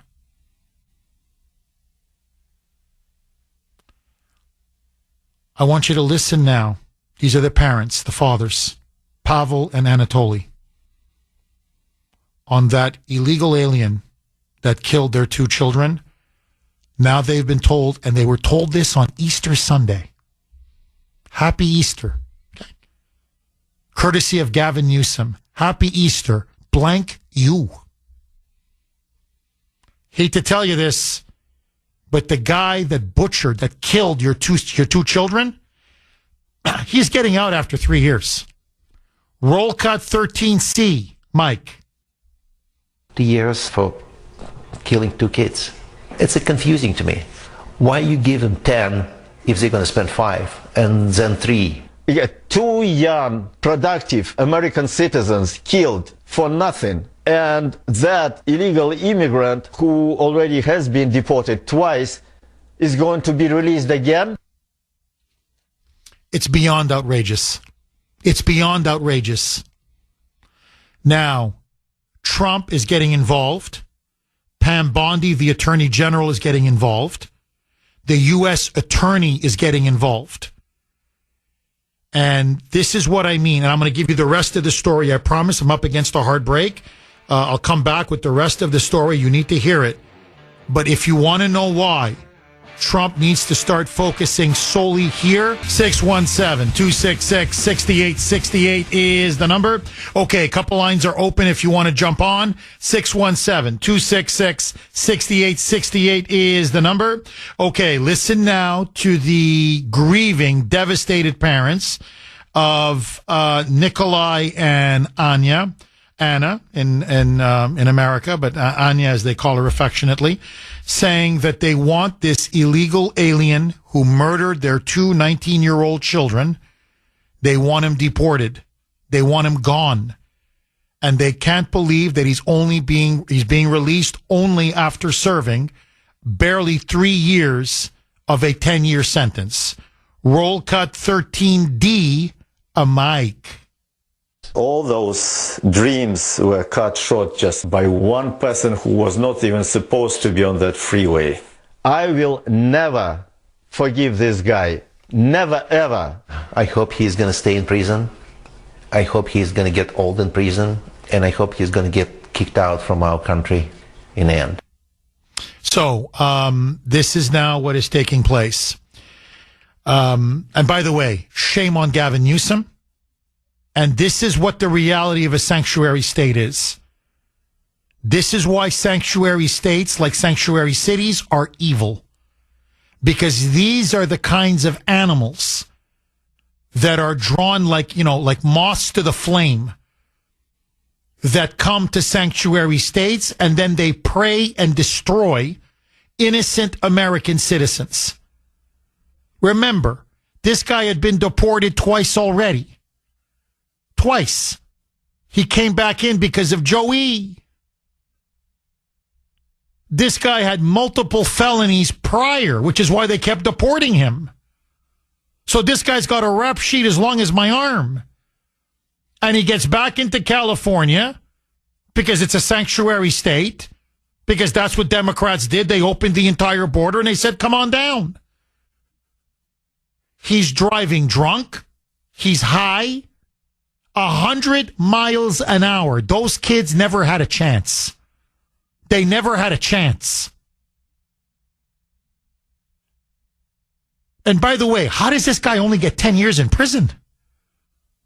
I mean, I thought the Massachusetts legal system here was a joke. My God, it's even worse in California. Like, seriously, 10 years for killing 2 American teenagers? By the way, just so that you know, I'm not trying to pour gasoline on the fire. You just need to know what's happening to our country. That's what I mean. I go, we got problems here, man. It's time to put America first. People are dying here. If this was an American citizen, say Jeff Kuhner, not that I would ever drive 100 miles an hour, not that I would ever drive drunk, not that I would ever drive high, but, it's just for the sake of argument. Say that was me. That was you. Okay? For the sake of argument. Automatic, minimum 10-year sentence. No parole. Automatic, mandatory 10-year minimum. 10-year minimum. But because he's an illegal, I'm not kidding, they said, well, we can't, the 10-year mandatory minimum doesn't apply to him. So, yes, he got 10 years. But, they said for good behavior. They said he's been good in prison. They see signs of rehabilitation. What's his sign of rehabilitation? They go, well, he doesn't drink anymore. Well, he doesn't drink anymore because he's in prison. That's why he doesn't drink. Like, I'm sorry, what, do they have bars now in prison? Like, seriously. What do they have to give out beer kegs to the inmates? Glug, glug, glug, glug, glug, glug. I mean, like, are you serious? Of course he shouldn't be drinking in prison. The guy's in prison. Not supposed to have any access to any alcohol. Well, he goes to AA meetings. Well, you're right. In El Salvador, they have bars. You're right, Sandy. Because Van Hollen with Mr. MS-13, Kilmar Abrego Garcia, they were sipping margaritas. So you're right. In El Salvador, they have drinks. They have bars and they have drinks. But my understanding in America, in prisons, there's not a bar inside the prison. But I don't know. Maybe times have changed. Hey, it's California, like here in Massachusetts. Nothing would shock me anymore.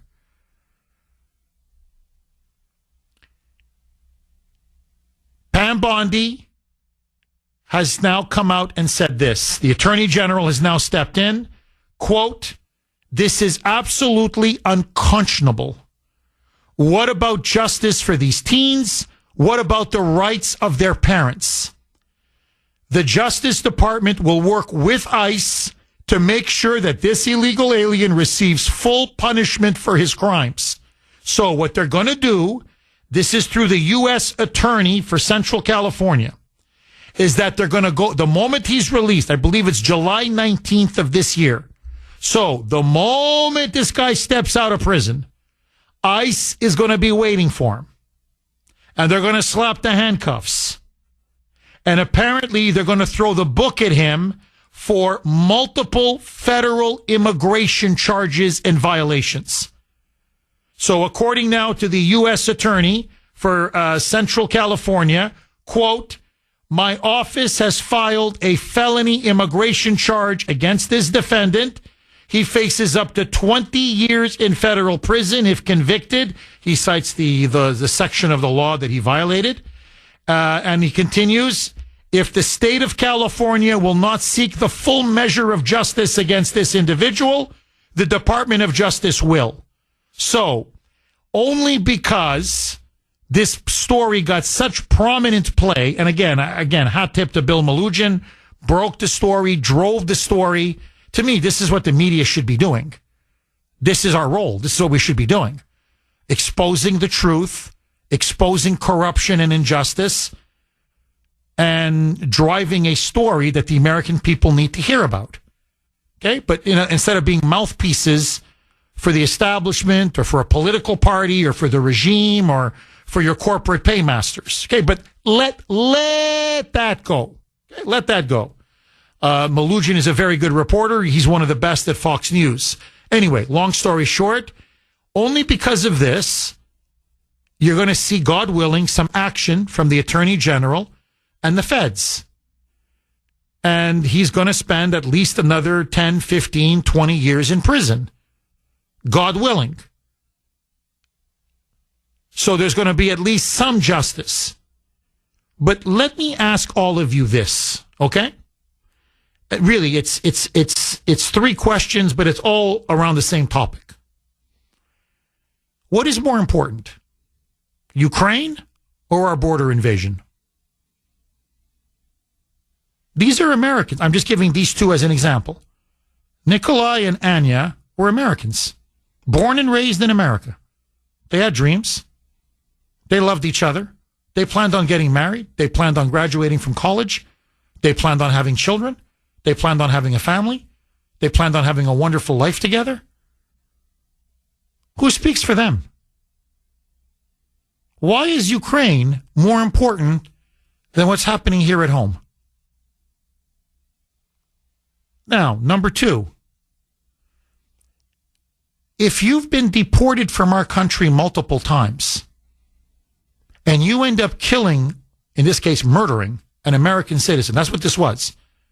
You're driving that drunk and that high at that speed, that's murder. That's murder. I don't care what the sentence was, that it was vehicular manslaughter. That was murder. That car is a weapon, and you drove that weapon into that car, and you killed these people. How do you not get at least life in prison? To me, I think you should get the death penalty. But at bare minimum, I mean, tell me if you disagree with me. How do you not get, life in prison, no chance of parole?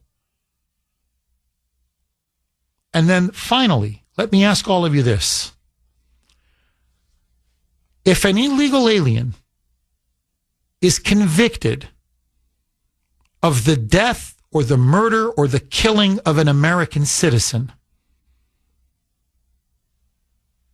what should be the appropriate punishment in your view? Because that's what it is. It's an invasion. And in an invasion, people get killed. Now, I'll tell you where I stand, 1 minute, and then I want to go to the phone lines. Okay? 617-266-6868. To me, you come into this country illegally, you have broken into our country. That is the act of an invader. It's an invasion. And I think it should be treated as an invasion. And if you then murder an American citizen, that is the equivalent of a war crime. That's killing an innocent civilian. And I don't care if you're a member of a foreign terrorist organization or a transnational gang or you're just some idiot, you know, from whatever this guy was from. What was he from? Guatemala or El Salvador, whatever he was from. I don't care. That was an invader who came into our country as part of a larger border invasion, and now 2 young people are dead. You either get life in jail, period, no parole ever, or frankly, I'd like to see the restoration of the death penalty in most states in this country. That's how how do you think war criminals are treated? You try a war criminal. They either are put in prison forever, or in some cases there's a hanging or a shooting or the electric chair or whatever it is. In other words, it's time to send a message to illegal aliens. A, you better not come into our country, but if you do, and you end up killing an American, it's going to cost you your life. Either literally it's going to cost you your life, we're going to fry you, or, whatever, needle or whatever, okay, I don't care. Or you're never going to have a chance at parole. You're going to grow old and you're going to die in prison behind bars. And to be honest with you, I'm on many issues, I'm with Trump all the way. I would even send life and send him to El Salvador. That's supermax prison. I'm serious. Not here. 3 square meals a day, air conditioned, computers. You get a chance to work out. Man, minimum 1 hour a day of sunshine. You walk around outside. No, I'm not talking about a hotel, which is what many American prisons are. No. Send them for life, no parole, to that supermax in El Salvador. And I'm telling you, most people around the world are going to say, hey, you know what? Let's not go to the United States. It's not so friendly for us. It's no good. It's no good. It no work. Or if they do come, they're going to say, no, hey, don't drink. Don't drive. Don't kill anybody. Why? That supermax is waiting for us in El Salvador. I can't do that kind of time for the rest of my life. In other words, it's time to take the gloves off. If this is an invasion, let's treat it like an invasion. Am I wrong? 617-266-6868. Liz in West Bridgewater. Actually, we just lost Liz in West Bridgewater. So who do you want me to go to next, Mike? Literally, I said Liz in West Bridgewater, and like bang, she dropped. Thomas in the Freedom State, Florida. Thanks for holding, Thomas, and welcome. Good morning, Jeff. Hi, Thomas. Yeah, I have something important to say here, and I'll make it short and sweet. I've been listening to you, Jeff, earlier, who was one of your callers, and I forget who was the last caller, but 10-minute drop-offs in streaming, like the first time, and then just a few minutes ago, right in the middle, you begin with a caller, and then I'll drop off for 5 or 10 minutes. Something is cutting the stream down here. We're being sabotaged. We're being sabotaged. I mean, it's obvious. It happened yesterday. It happened today. It's not stopping. Now, I don't know who. I don't know what. I think it's outside the company, obviously. I have my theory on where it's coming from, but clearly they're trying to disrupt this show. And it's not going to work. I'm telling you, it's not going to work. It just gets me more determined and, frankly, more intense, more angry, and I'm not going to back down. But obviously what I'm saying is scaring people. There's no question. But that's what I'm here for, Thomas. Thomas, please, your point is made. Please keep going, my friend. I'm just saying, you can't get your story. You can't get the story of the callers out. So I don't know where it's coming from either, but that's a big problem if I'm streaming from you. I've been listening to you for 13 years, and that started in Massachusetts. I moved to New Hampshire, and now I'm down here in Florida. And you make it very effective. And the only way I'm hearing you today is by talking to you right now over the phone. How about that one? Look, Thomas, I don't want to make accusations until I have 100% evidence. I'm 99.9% sure. But let me just say this. I'll keep it a little bit vague. There are members in the deep state, and I think I know who they are. I'm waiting for a little bit more confirmation, but they're out to undermine and sabotage this show. There's very few shows left in this country that are really going to expose what's going on behind the scenes. And today on Ukraine, they don't want to hear that. They don't want people to hear what's happening in Ukraine. They don't want to hear about the truth in Ukraine. And so they're doing everything that we have a lot of defenses. We have a lot of firewalls. iHeart works very hard. iHeart is, I'm being serious. It's the gold standard. Talk radio, podcasting. There's a lot of money they pour in to make sure that, podcasts, streaming, that none of that is ever disrupted. So I know I can't tell you how many engineers we have working on it as I speak to you. There's people working around they're all over the country. They're working on it. I've been told by Sandy just, over an hour ago. So they got firewalls, defenses. It's somebody very sophisticated who can do this and maybe do it once because we fixed it yesterday and then do it again. And I think I pretty much know who it is. But look, Thomas, you can count them now on one, maybe two hands. People that are not afraid to give you the truth, the whole truth, and nothing but the truth. And what they want to do, Thomas, is they want to discourage people from listening.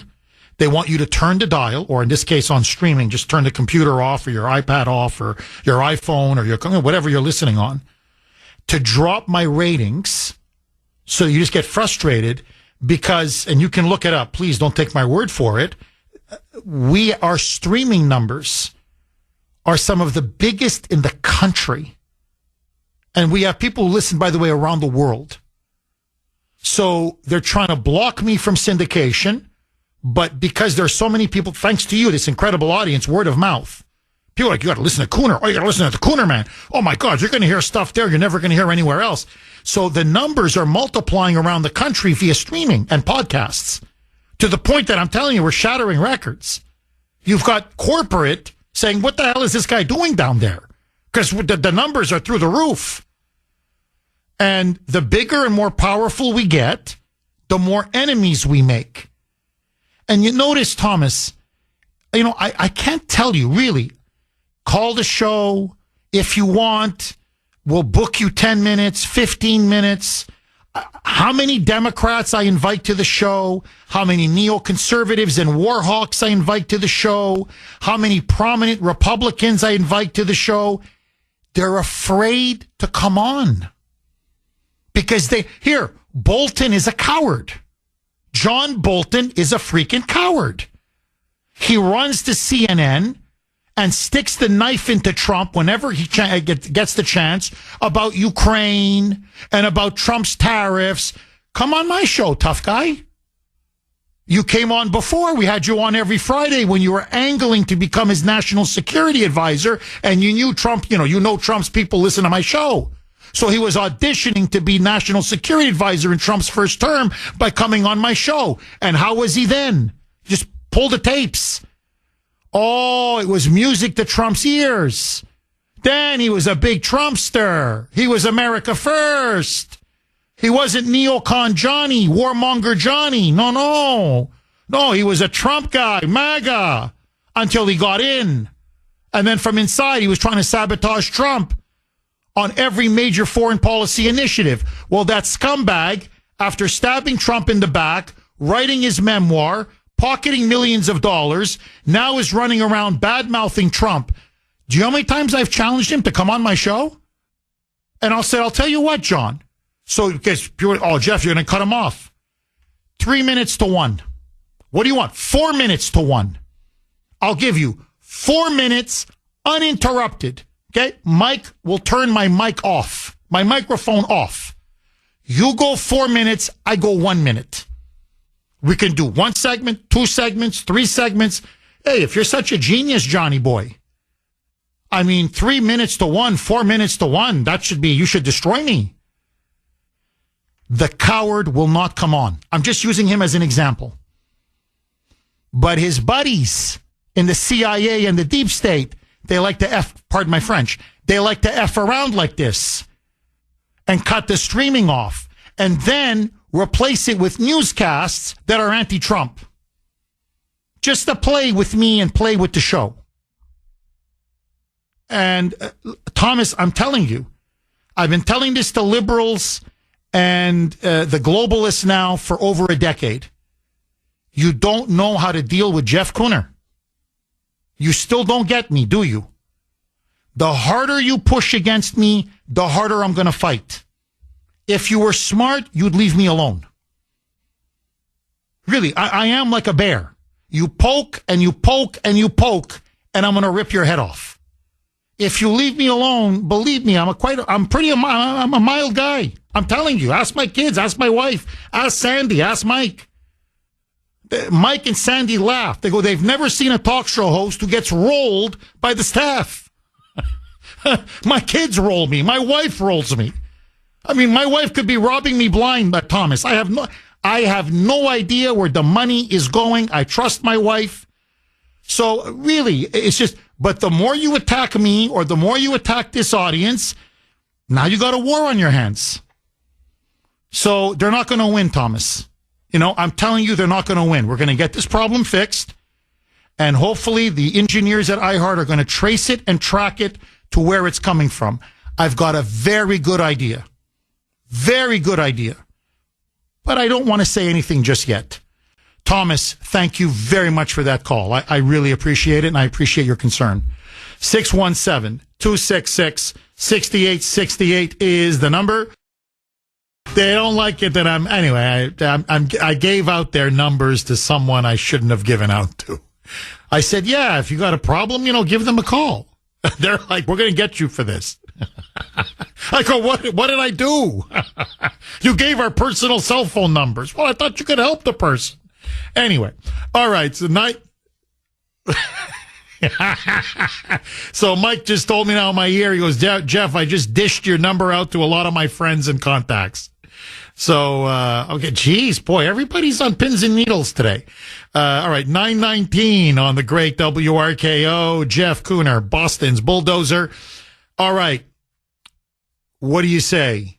Do illegal aliens, when they come here and commit heinous crimes, like, say, I don't know, murder or driving drunk and killing Americans on the road, should they be given an automatic life sentence with no parole or the death penalty? I say yes. What say you? Andy in Milford. Thanks for holding, Andy, and welcome. Good morning, Jeff. Thank you for taking my call. Very quickly, Jeff, I will unfortunately not be able to be at the rally today, but I'll be there in spirit. And we definitely need to melt down the switchboards up on Beacon Hill on those vaccine bills, along with reuniting the Rivera family. Moving on to the topic at hand, these illegals that come into this country and murder Americans, killed Americans in drunk driving incidents, they should get the same punishment as Americans here. And if that can't happen, then they should just get deported right to that CCOT prison in El Salvador. That's point number one. Point number two, President Trump needs to purge. the executive branch of the federal government of every Biden holdover, Obama holdover. They all need to go. And if the courts block him, he needs to just go full Andrew Jackson and say, okay, you've given your opinion, now you enforce it. And final point, just a quick aside, Jeff, I think President Trump ought to consider Sandy as one of his appointments to the federal bench. Hold, you're not telling me, please don't tell me you want Sandy on the Supreme Court. Not so much the Supreme Court, but these district courts. Like a district court? Yeah, you know, Andy, I don't know, man. Andy, she could do me a lot. She could do a lot of damage to the Kuhner man as a district court judge. I would be in prison. I don't know over what, but believe me, she would find something to come after me. I don't know if we want to do that, Andy. Well, I can't help but to think from a qualification standpoint, she's far more qualified than a lot of the ones we have. Oh, that's true. Oh, you're definitely. Let's put it this way, Andy. Let's make sure she's in a district, say, that's very far away from me. You know what I mean? Like maybe out of California, Oregon. That's true. Sandy says it doesn't make a difference to Boasberg. Why would it make a difference to me? That's a very good point, Sandy. They all have national jurisdiction now. But no, I hear you, Andy. Look, we need qualified, competent, intelligent people on the bench. I'm with you all the way. Andy, thank you very much for that call. Okay, just very quick. This is from William on Messenger. Just going to your point there, Andy, about Trump's got to purge all these Biden holdovers from agencies, the Department of Defense, from the executive branch.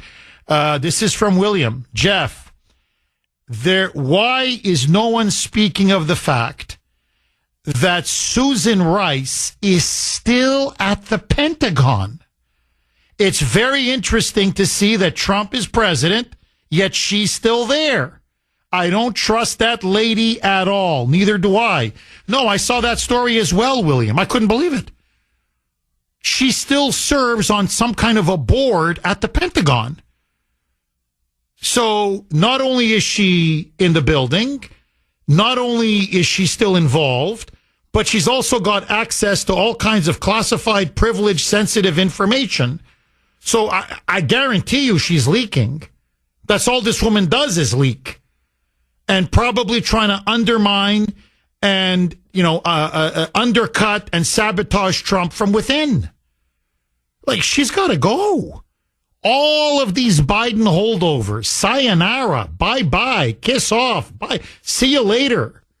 He's got to get rid of all of them. All of them. Agree, disagree. Ernest in Maine. Thanks for holding, Ernest, and welcome. Morning. My thought on the illegal aliens yes. killing innocent people, they need the death penalty. Hands down, death penalty. That no more being nice about it. And second, who's funding how are they getting cars? Who's giving them the registrations, the keys, the cars? They should be held as liable as well. They need the aiding and abetting. Who's giving them no one's telling me how they get the car. Who gives them the permits, the driver's license, or the paperwork, or whatever? How are they getting the car? Oh, Ernest, that's an excellent point. You're completely right.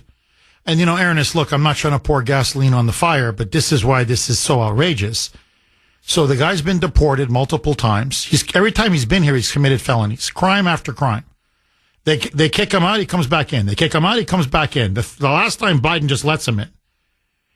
And then, you're drunk, you're stoned 100 miles an hour. And you kill two young 19-year-old, basically they're kids, they're teenagers. And you get out after 3 years. And then to add insult to injury, this is the part that you notify the parents on Easter Sunday. That's what Gavin Newsom's people did on Easter Sunday.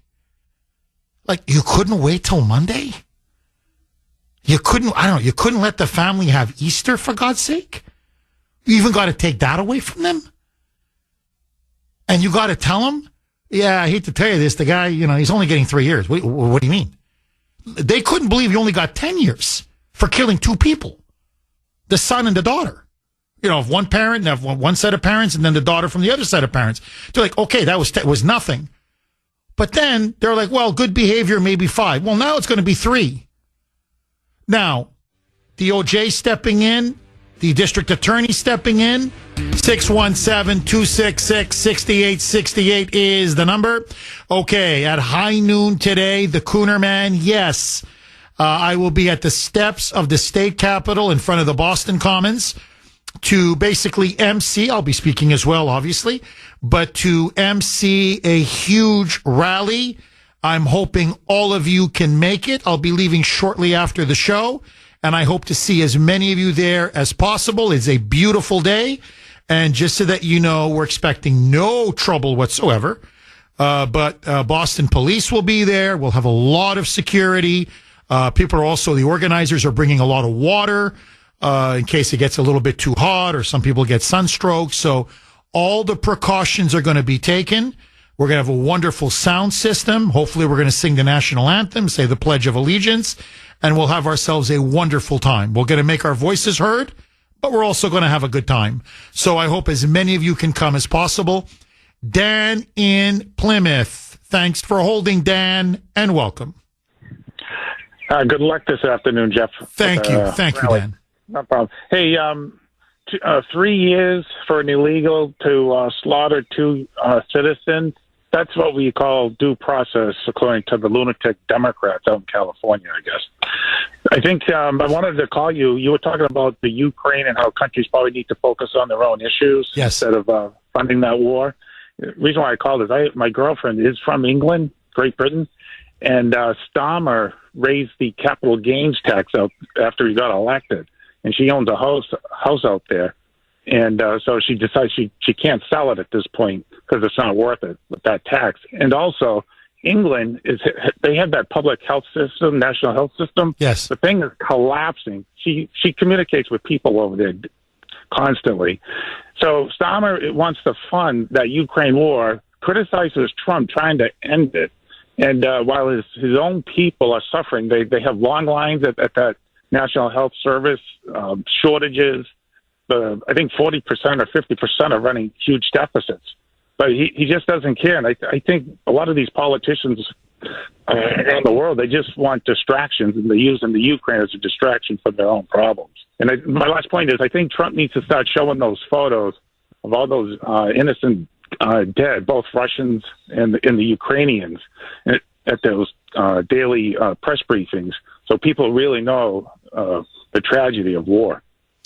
Dan, by the way, a brilliant synopsis. You hit the nail right on the head.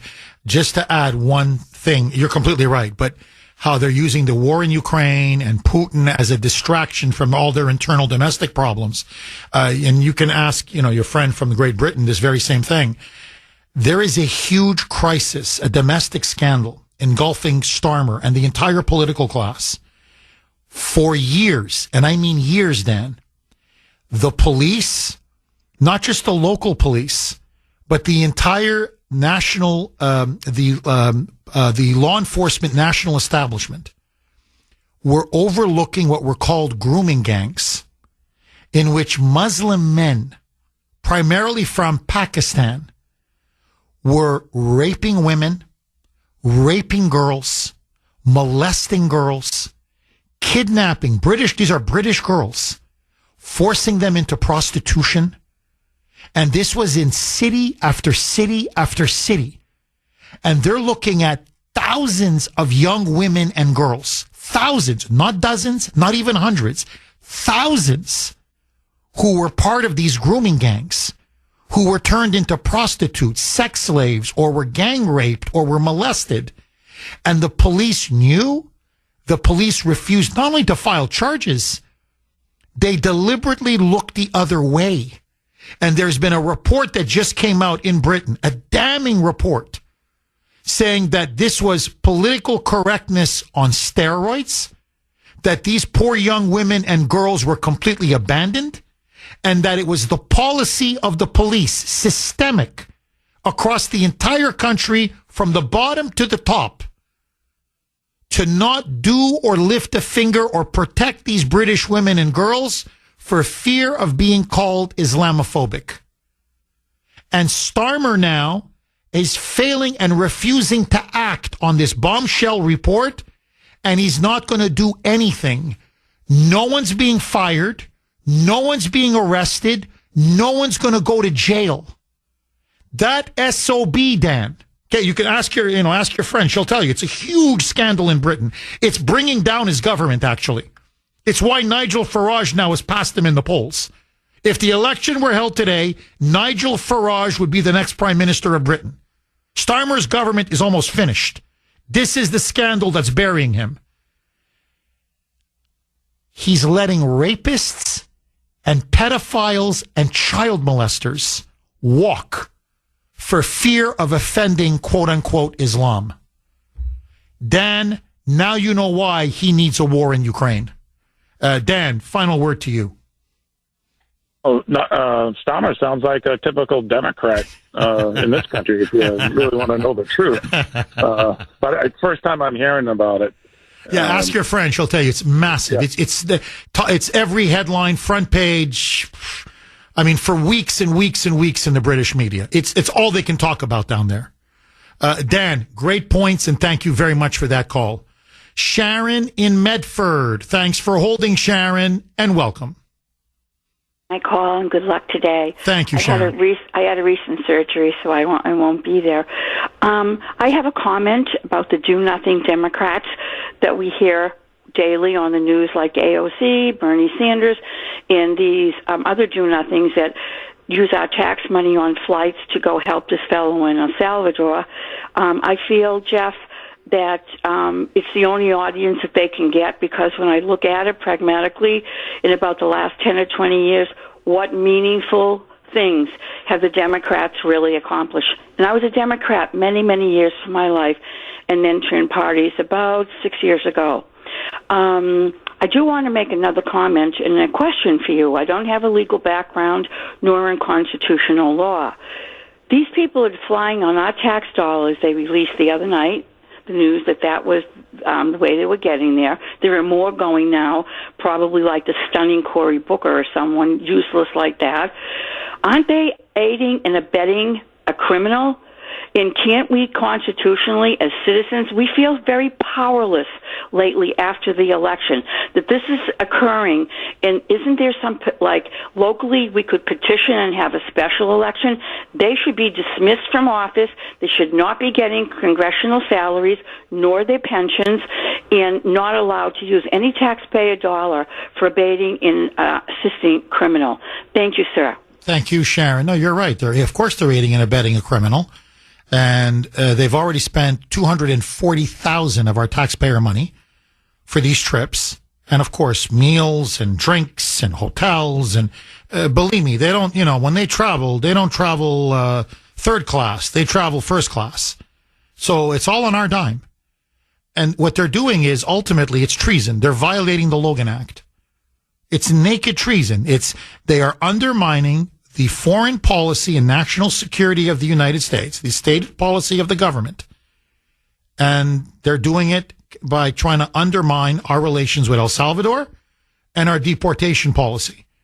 So it's a clear violation of the Logan Act. So, and again, where's Pam Bondi? See, that's the thing. We have the power. I mean, we've got the Department of Justice. We've got the FBI. It's ours. I mean, we won the election and Trump's people were put in. But you can have all the power in the world. If you're not willing to use it, it's no good. So, look, I like it that Pam Bondi, for example, is going after this illegal alien that killed these 2 American citizens. Please don't get me wrong. But she's got to do more. I don't just want low-hanging fruit. I want high-hanging fruit. I want to see some of these Democrat criminals go to jail. All right, let's go to Paul in Rhode Island. Thanks for holding, Paul, and welcome. Yes, Jeff, how are you? I'm good. I How are you, Paul? Well, I haven't had any issues with your program on iHeartRadio, but I did have issues with YouTube. I didn't get my I got my mother hooked to your program, by the way. I usually have it on YouTube, but I didn't get it yesterday like I usually do within a few hours after your programming. I was wondering if there was a problem on your end. No, it's nothing on our end. Are you sure, Sandy? Okay. Yeah, so Sandy's saying we don't put our stuff on YouTube. YouTube takes it. So it's nothing on our end. But we're going to look into it, Paul. Obviously, look, something's going on. I mean, there's, I think, again, I think I know who the culprits are, but, Okay, yeah. So what Sandy's telling me is go to the iHeart app. Everybody, if you can, go to the iHeart app and just download the app. And that's the best, most effective way to listen to the show. Obviously, outside of listening on the terrestrial radio dial. But either way works. And you do that and you should be good. Paul, please continue. HD Radio, and I do listen to your program most of the time.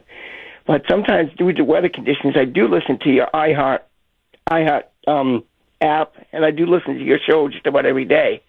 So I appreciate you putting a good word out there. You don't usually hear it over, the mainstream media or liberal media. You don't hear much of any of that, and I do appreciate you. Oh, thank you, Paul. Well, I'm the alternative. That's the Kuhner Report is the alternative to the mainstream media. That's literally the mission of this show. And they're giving you propaganda, and we're here to give you the truth. And with the best callers in the business. That's the show in a nutshell. Thank you again for that call, Paul. Erica, do we have you? It's like, or did we interrupt the conversation you were having with somebody? Because Erica seemed like she was having a good time. She was laughing. All right, Mark in Salem. Thanks for holding, Mark. And welcome. Hey, Jeff, I got 3 points. Yes. Point one, you said he's being released on the 19th? Yes, July 19th. That's a Saturday. Okay. Administration buildings aren't open on Saturdays. They're going to release him on the 18th. If they keep him... Oh, and so that way he can avoid ICE. And beyond the 19th, say the 20th, and something happens to him, another inmate shanks him or beats him, he has grounds to sue the DOC. They're going to release him on the 18th. Tom Holman needs to have a crew out there on the 18th because that's when he's coming out. That's one. Two, this country's heading for a civil war because we keep getting crapped on and they just want us to keep taking it. And like that father who lost his daughter, there was anger in his voice. He will never forgive. A lot of people, a lot of good, honest, hardworking migrants that came to this country, my grandparents came to this country, that have darker skin, are going to be caught up in a civil war where people are just blind rage is going to start assaulting them. That's two. The third thing happens to be about your commercial. Every time I hear you say, we're committing suicide. I'm not French, buddy. I ain't French. So nothing. I'm not committing suicide. Rachel Riley did not commit suicide. She was murdered. Period. Full stop. End of sentence. We're not committing suicide. We're being murdered. And I'd really love for your producer to change that commercial. Every time I hear it, it makes me sick to my stomach. And I listen to you, Jeff, every morning from 6 o'clock when I leave Dunkin' Donuts, your radio show's on until you go off the air. Every morning, and every time I hear it, it makes me sick. He's going to be released on the 18th. There will be a civil war. It will be brother against brother and father against son. And please, for the love of God, make a new commercial that dictates what it really is. Oh, you're right. No, I meant suicide in the sense of our elites, right, killing us. But no, you're right. It's murder. They're killing us. This is the murder of America. You're completely right. And, and Mark, look, again, let me, like I'm in the confessional, let me be brutally honest with you. I'm an immigrant, right? As you know, I'm a naturalized American. I'm an immigrant. You talk about your grandparents, like forget grandparents. You're several generation American, right? God bless you. I'm from Canada.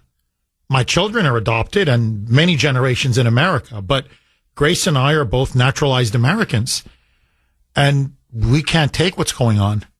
I mean, it's infuriating. There's just no other way to put it. And I lay this at the feet of Biden, obviously, but of our globalist elites. They've allowed illegals to overrun our country.